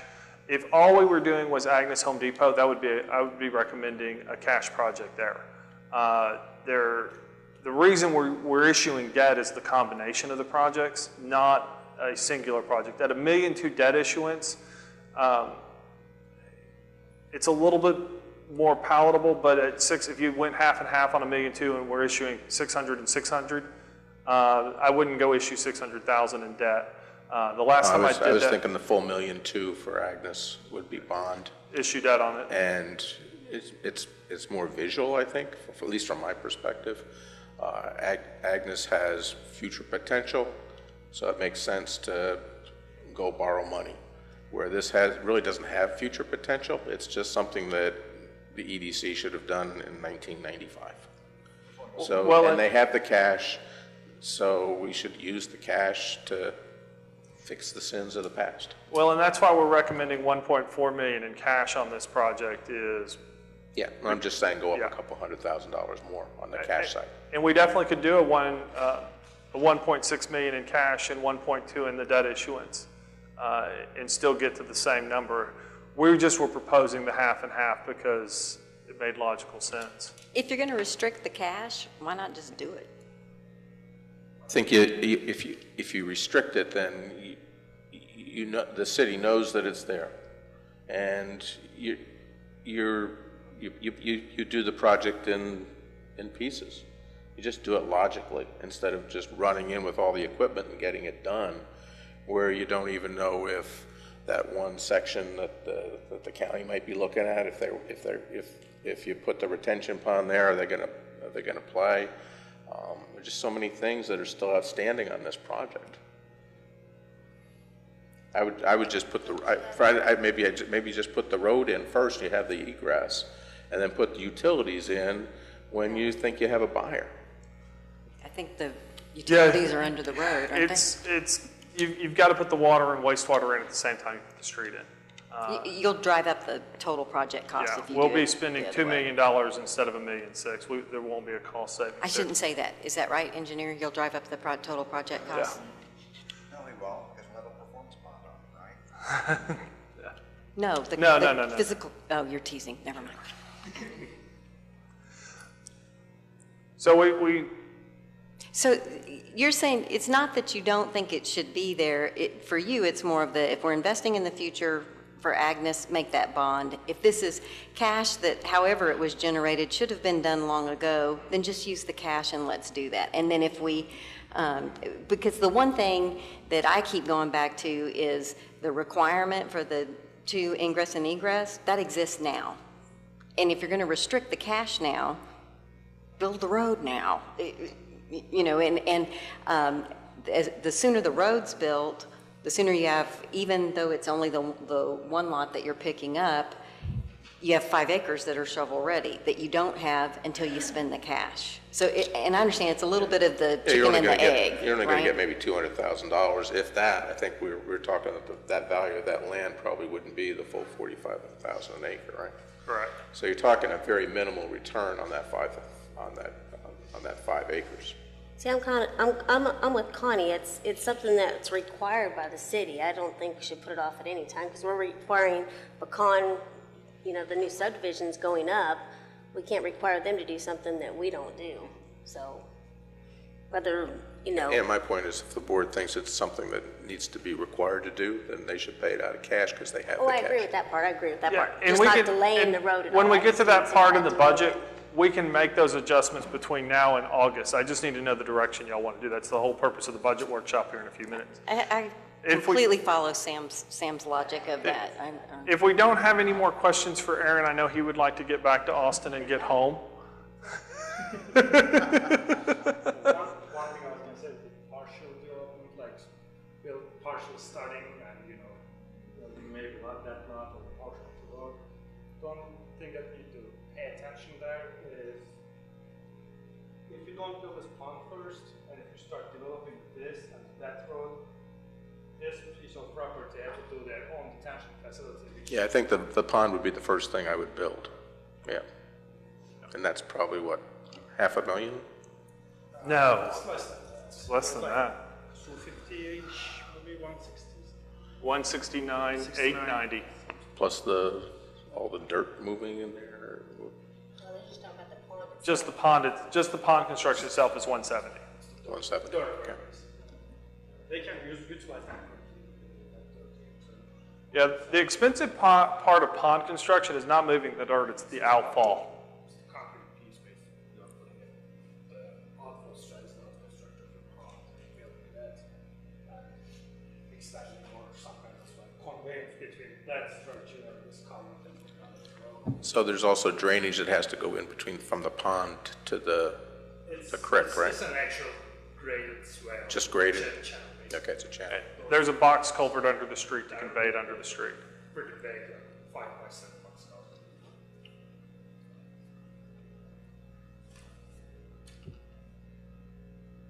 So would y'all like to move on to the budget workshop? I'd say let's move on to the budget workshop if there are no objections. Okay, the budget is on your iPad, but knowing that y'all might not be prepared to look at your iPad and look at the budget or the screen, we did bring copies want copies.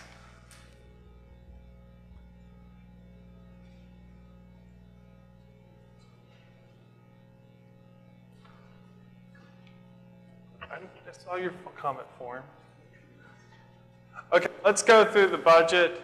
And we would like to have the budget by the end of the night in a condition that we'll have a few minor changes that finance will put on us, but we need the budget in a condition by the end of the night that we can go back, make the fine minuscule changes to it, send it back out to y'all so that we can bring it for adoption at the regular meeting on the 21st.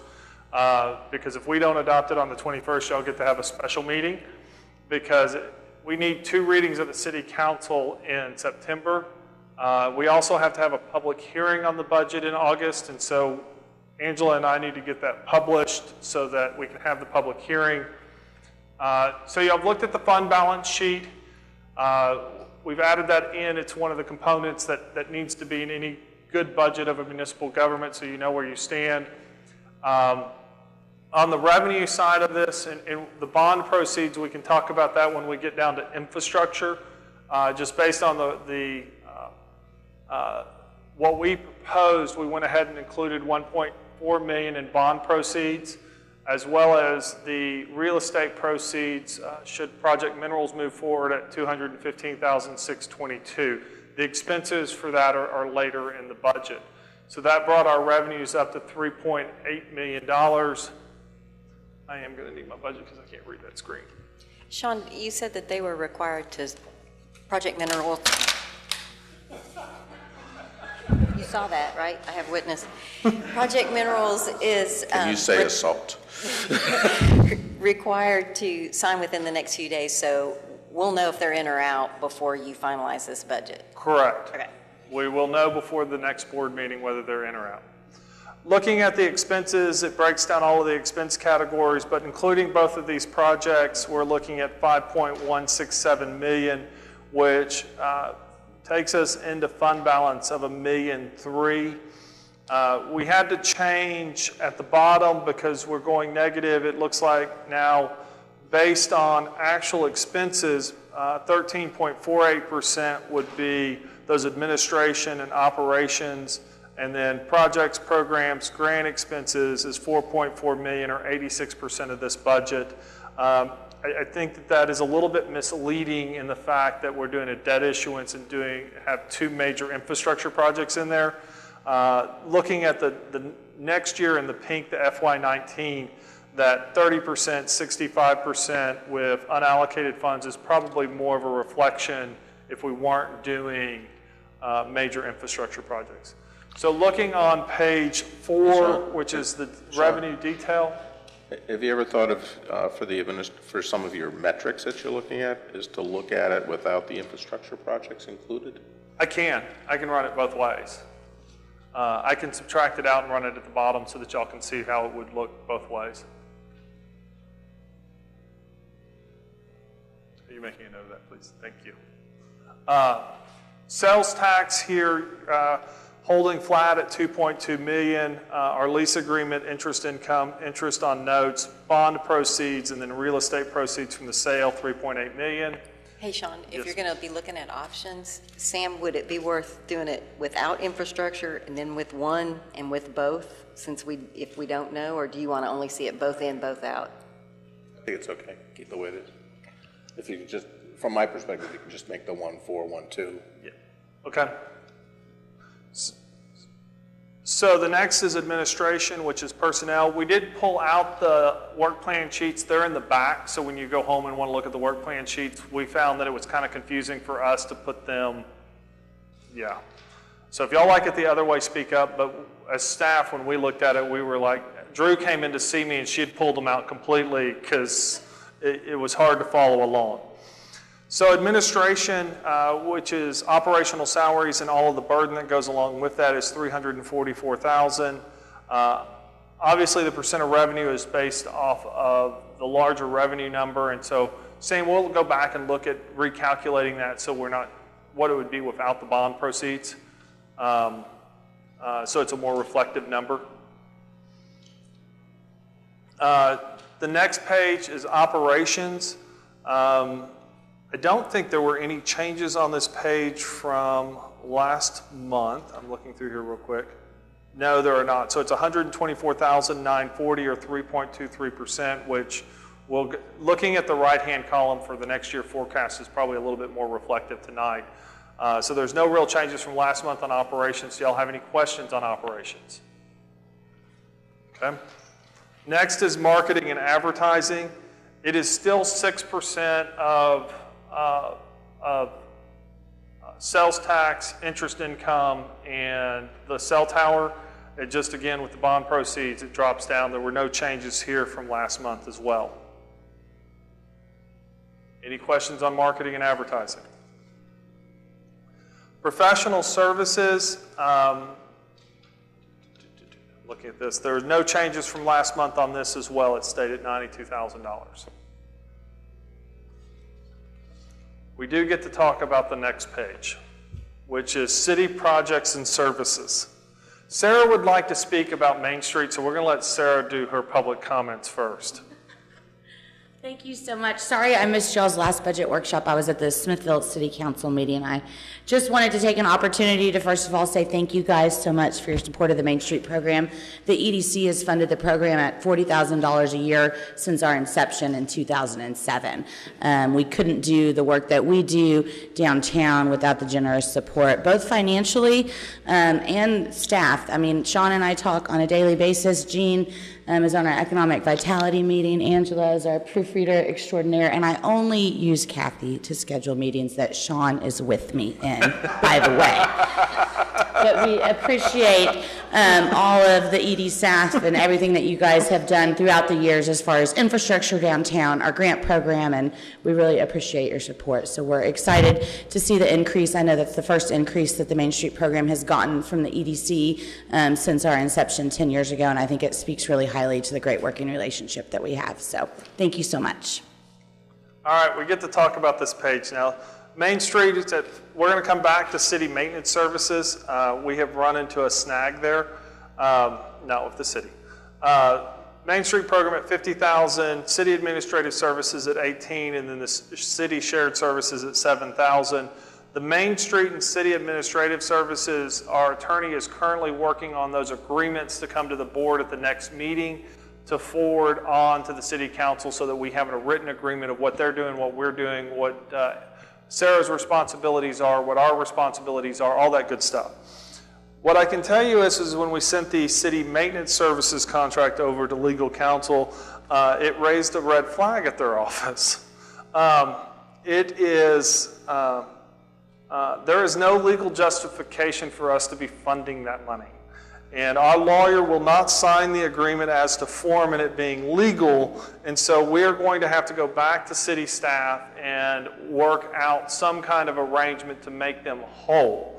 So what I am proposing to the board is to give me some leeway between now and the next meeting, and I will go meet with the Public Works Director, who's also the Parks Director, and the Finance Director, and the City Manager, and we will find some appropriate project that the city was planning to do in our realm that we deal in that is equal to $83,250 that we can put a sign up that says this playscape was funded by the EDC and it fits within whatever it is.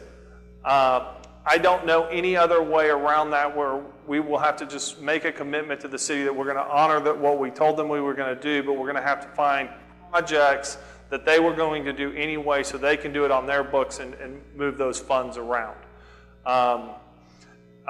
If Charlie was here tonight, he would be telling you this, and he did not understand at the last meeting what we were paying for until we tried to paper this contract and this agreement that you're paying to mow TxDOT right away. You're paying the city of Bastrop to go mow TxDOT right away. That's not within your purview within the law. You're paying them to go mow monument signs out on Highway 71. You can say it's a park, you can say it's tourism related, but I don't think you can get to $83,000 worth of tourism and park related to mow those monuments. We fund half of Main Street now, or all of Main Street? We fund a third of Main Street. A third? The other 2/3 comes from hotel occupancy tax. Okay, so none of it comes from the city. None of it comes out of the general fund. I wish, because I would trade on that all day long. That's where I was going. And that may be an area that we're able to trade with them on, because they're going to do some new programs with hotel occupancy tax for maintenance and beautification that Sarah's heading up. And it may be that we fund more of her operating budget where they take some of that other money to go do something else. But we're going to have to get with them fairly quickly. If y'all will give me some leeway between now and the 21st, we will work something out to make them whole this year. This board and the next board, y'all will just have to, hopefully all of y'all are on the next board, but everybody will just have to pass down that the agreement was that in 5 years they would absorb all of this cost. We will find a way to make them whole. I'm not a man not to honor my word with them. But I do want to be within the letter of the law, because I don't want Real them. interested in being within the letter of the law. Yeah, me too. So projects, programs, and grants. Sean, but this is outside, at one point you were saying you were going to hire your own person, and this is outside of that. This is outside of it. Okay. Hiring our own person to maintain the park is perfectly legal. Okay. Paying the city to go mow TxDOT right away and to mow the monument signs in TxDOT and city right away is not legal. Okay.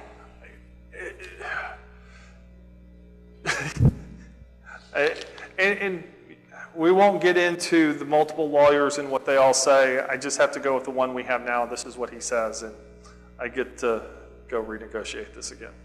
So on to programs and grants on page 10. Retail recruiting to $25,000, which is a continuation of what we're doing now, which as well as supporting Sarah and doing more specialty recruiting, more regional recruiting, and our efforts there. That came out of professional services, so $15,000 out of professional services, and then $10,000 new dollars to kind of do recruiting to support the DMO and tourism and Main Street to help in that area. Continuing with $10,000 in disaster relief grants being available should we have another natural disaster. $50,000 for the big grant, which Sarah and the Economic Vitality Committee are working on. Sometime between now and September, hopefully we will see a draft of that program for next year and the changes they want to make. Education workforce development going to $30,000 to continue our youth career day, our middle school program that we want to launch, as well as Chumera, which is a database, a data source for to do workforce data. Entrepreneurial and small business, we're going to get more serious in that, $20,000. Business retention and expansion stays the same. 380 agreements jump to $360,000. I will tell you that we will need a budget amendment for FY17 that we're in. 329 is not going to get us there, but I don't know what that dollar amount is yet. My best guess is $25,000 to $30,000, which we'll cover that here in a second. Water rights funding at $60,000, land grants and rebates at $2,850, which is Elliott Electric Supply and AEI. Okay, making sure I got those right. You see that next year in FY19 it jumps to $184,000. That includes the $96,000 for Project Minerals, their first rebate. So, and then should Minerals close, we will add a new line item called closing cost real estate.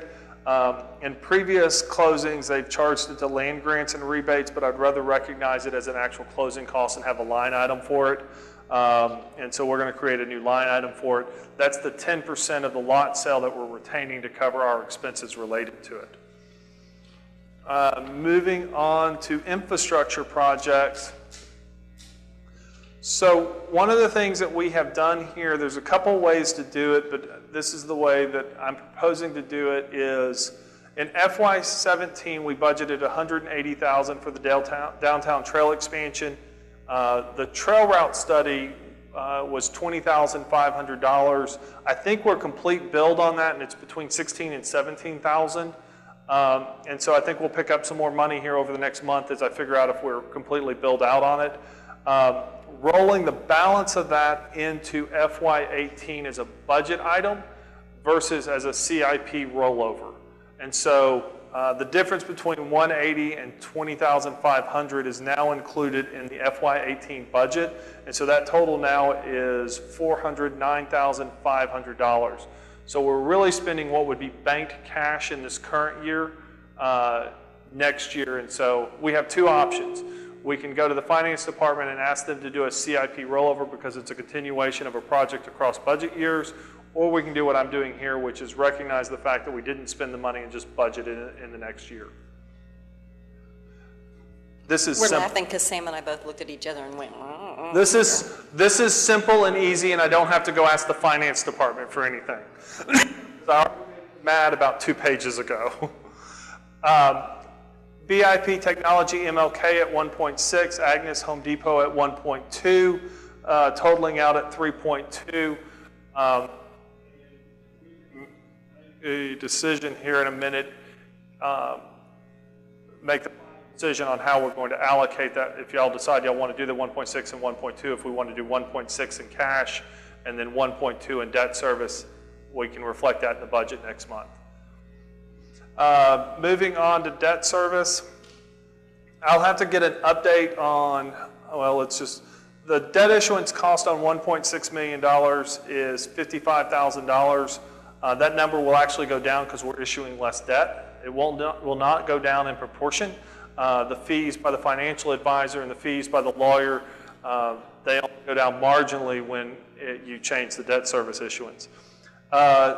The 2013, 2010 COs are long-term debt that we already have. Interest expense is a long-term debt. 2006 is the bond that's going to pay off in a couple of years. I believe it's in 2020 is the last year we pay on it. And then you see that I added bond principal 2018. Those are the numbers for a $1.6 million issuance. I have not asked the financial advisor to run new numbers yet, but is we will have him run new numbers and those will show up in that space. Any questions on debt service? I do think for the sake of being cautious, so what's going to happen, you're going to have come to you probably next month, this $25,000 in FY17 contingency that I have zeroed out. I'm probably going to ask y'all to go ahead and I can't do it on my own. The chair can't do it in conjunction with me. It's over our limit.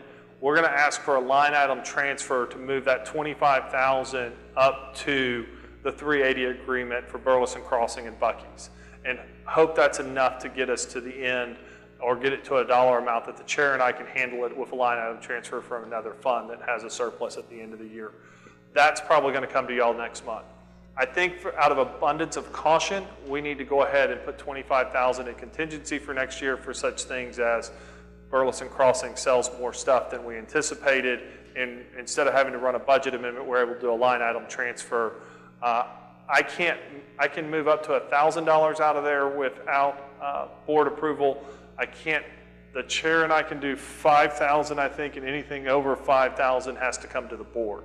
So that money actually has a policy in place and how it can be moved. And my numbers, I know mine's 1,000. The chair number is the one I don't remember right off the top of my head. So then in the budget, you've got all of the work plan stuff. The same 3 pages from before, and those have not changed. I did update the marketing calendar. Y'all asked me to clarify what all these little letters on the side mean. I provided a key. And some of these are color-coded because I'm working in this all the time. Marketing calendar's in there. I will update. Sales tax rebate chart really won't change. Well, actually, I probably will go in and update the sales tax rebate chart as well. But I will update between now and when y'all see it next, the sales tax rebate chart. I'll update the incentive schedule. I will fill in the infrastructure based on what our conversations tonight. Debt service will get filled in. I'll update the debt service chart to reflect a $1.2 million issuance for Agnes to Home Depot. And then I'll make a note on miscellaneous contingency, and I believe that is it.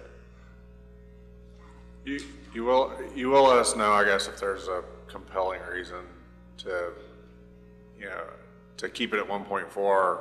Like, for example, we get the $200,000 for, right, if it's particularly cheap or, whatever, yeah. I'm okay with the 1.2 in cash, 1.2 in debt and the 1.6 in cash. I think that's the right thing to do. I think the build out, I agree with Sam. I think the build out of the park, whatever infrastructure we're putting in there needs to be paid with cash. It just happened to work out. We had two large infrastructure projects, and so proposing the 50-50 split,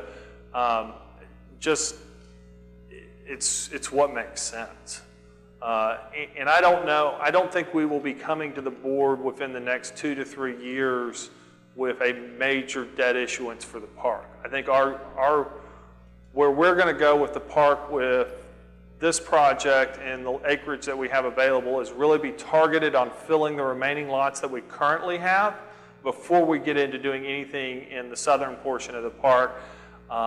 Unless somebody walks in the door and says, I want to buy all 97 acres that are down there, or I want to buy 40 acres that are down there, and they give us a compelling reason. I think for the most part, we're going to be focused on the 4 tracks that we have available. The one thing I don't have in the budget at the moment, and I don't think we need to include it, I think we run it as a budget amendment afterwards, is we do have the opportunity to buy Good Soul Brewing's 3.5, 4 acre site back. I think once we agree to terms with them, we'll run that through just like we would any new acquisition and run that as a budget amendment versus the alternative, which is to include it now. You have a time frame and when we might be able to negotiate that deal? I have asked legal for a contract on it to be able to submit it to the client. We are now working with 4 different attorneys at Denton Navarro because we have so many projects working. It's a good problem to have. And so our real estate attorney right now is working on the Agnes Home Depot, and I need a quick turnaround on that, and so he's a little distracted at the moment. And I don't want to confuse him with something that's a lower priority, and that's also one of the reasons if I thought I could get it approved with the buyer or the seller, I would probably put it in the budget, but I don't think that I can get a contract back and get it approved by the seller and get it in the budget by next year. But the brewer is a set number, right? I mean, it's based on assessment. Correct. Appraisal, rather. It is based on the appraisal. It's a fair So market. it's really not something that you can negotiate too much. Whatever the fair market appraisal is, we'll probably arm wrestle over who the appraiser is going to be. So we will. I know we have traditionally used Jim Bob Dooley at Real Property Services. They represent a lot of real estate clients. They may want to have us use one of their appraisers that they work with on a regular basis. We'll have that conversation with them. I have a good idea what the number Jim Bob would probably appraise that at because he's appraised every other site in the park for me in the last 2 years. And so I'm familiar with all the comps that he's using. Sean, I know there's lots of numbers rolling around, but when you went through the debt service, you said with words, what you see in there is 1.6, but Correct. Really what we see in here is 1.4 because that's what you proposed? No, it actually is 1.6. So when I asked So when you gave us the infrastructure funding and said debt issuance of 1.4, you were just teasing? No. So when I asked our financial advisor for a debt service schedule, which is what this little thing is right here, I asked him to run it at 1.6, and so the numbers that I had to put in there, I'd rather be high than low. I gotcha. I had him run it at 10, 15, and 20 years, and so I used the 20-year numbers at 1.6. And so we'll have him rerun, well, actually, those numbers will be right. No, because it'll be 1.2. I'll have him rerun those numbers at 1.2 now that I know what we're doing. That's where I was going. Yep, But yep. At the end of the day, we're talking about Yep. debt issuance for 1.2. Which I think that is the next agenda item. It is the next agenda item. So any other questions about the budget? If we prepare everything as we just discussed and bring it back to y'all at the August meeting, y'all are prepared to adopt it? Okay. Kevin, if you will call item 3.4. All right, item 3.4, discussion regarding the issuance of debt for infrastructure projects by the Bastrop EDC and retention of bond counsel and financial advisor. So I think we've covered the debt issuance now on 2 other items. And if y'all have more questions, feel free to ask. So it has been a while since the EDC issued debt in its own name. The last few issuances we have co-opted with the city of Bastrop when they have issued debt and used their financial advisor and bond counsel. It is not in the best interest of the city of Bastrop to allow us to co-op with them because it actually uses their bonding capacity for the EDC and limits their ability to go issue debt. And so the $1.2 million issuance will need to be in the EDC's name. The city of Bastrop currently has a financial advisor and bond counsel, and I've met with both of them over the course of my 2.5 years and 4 months here. I have a preference, and it is not them. It is not that they don't do a good job. And so I would like to bring to the board at the next meeting retaining bond counsel for the EDC, a lady by the name of Kristen Servant with Norton Rose Fulbright in Dallas is my preference. She is very talented. I've worked with her on previous debt issuances. She's timely, she's responsive, and she does a really good job. And I think that she will serve the EDC well. Unless I hear an objection, I'm going to bring an engagement letter from Norton Rose and Kristen Servant and the team that she works on up there that does municipal debt issuances back to the board at the August board meeting. Is there any price difference? No. So on the financial advisor side, I used to use First Southwest Securities out of Dallas. They were bought by or merged with what's now Hilltop Securities. A gentleman by the name of Jason Hughes is who I've traditionally worked with. I sent an email to the city's current financial advisor and bond counsel requesting this 2 Wednesdays ago. I still don't have it. I talked to Jason on Thursday and requested this on Friday, and I had it the next day. Jason is very responsive. He's very well respected in the business. We actually don't have to engage him. They will actually, when they issue the debt, is when we get our bill from them. And so unless I hear an objection from the board, we are going to, as staff, we're going to move forward with using Hilltop Securities as our financial advisors for debt issuances. And I am never doing a private placement again less than $1 million. So I actually had to call all the banks and supply them the RFQ information to borrow $500,000. It was not as much fun as it sounds. So we will be bringing that back. One question on debt issuance. The $1.2 million, that's the cash you need, right? Not the debt issuance. That is the... There's fees involved? Correct. Like 10%, Well, 10% or something like that. So on the 1.6, it was $55,000. Okay. Whatever that works out to be. Cheap. So, So that's in the budget. Okay. We will roll the fees into the debt issuance. I will get a revised debt service schedule on the 1.2. What you will have coming to the board next month from Kristen Servant is what's called a reimbursement resolution. And what a reimbursement resolution allows you to do is to start expending your own cash prior to the debt issuance and make yourself whole once you issue the debt. So we can go let the engineering on it, expend however much that is and whatever else is associated with it. Let's just say $300,000 into the project. We issue the debt. When we get the proceeds from the debt issuance, we get our $300 in cash back. I just want to make sure everybody understands what a reimbursement resolution is. But if we don't issue a reimbursement resolution, we can't reimburse ourselves from a debt issuance. So you're just trying to improve your timing of your cash flow. Correct. It allows you to get moving faster. I'm going to visit with Kristen and a visit with Jason, even though we're not planning on doing a debt issuance on the $1.6 million.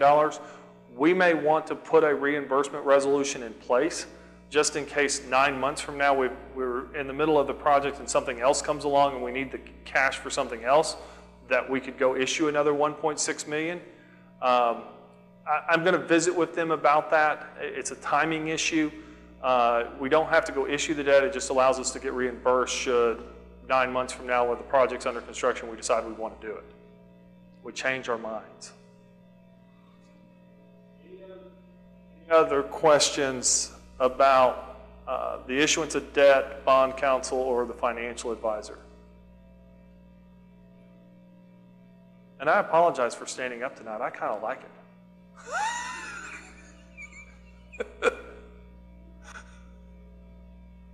So we don't need to take action on this tonight, Nope. correct? All this was a training and workshop, and all I need y'all to do was nod your heads that if I bring back what y'all asked for and everybody's in agreement, that we're not going to have any problems, because as soon as we post the public hearing notice on the budget, it is real hard for us to change it because we got to go do that public hearing again.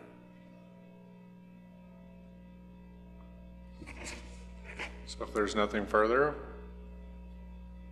call this meeting adjourned. All right. Glad Looks we like started at 5. 7:54. There you go.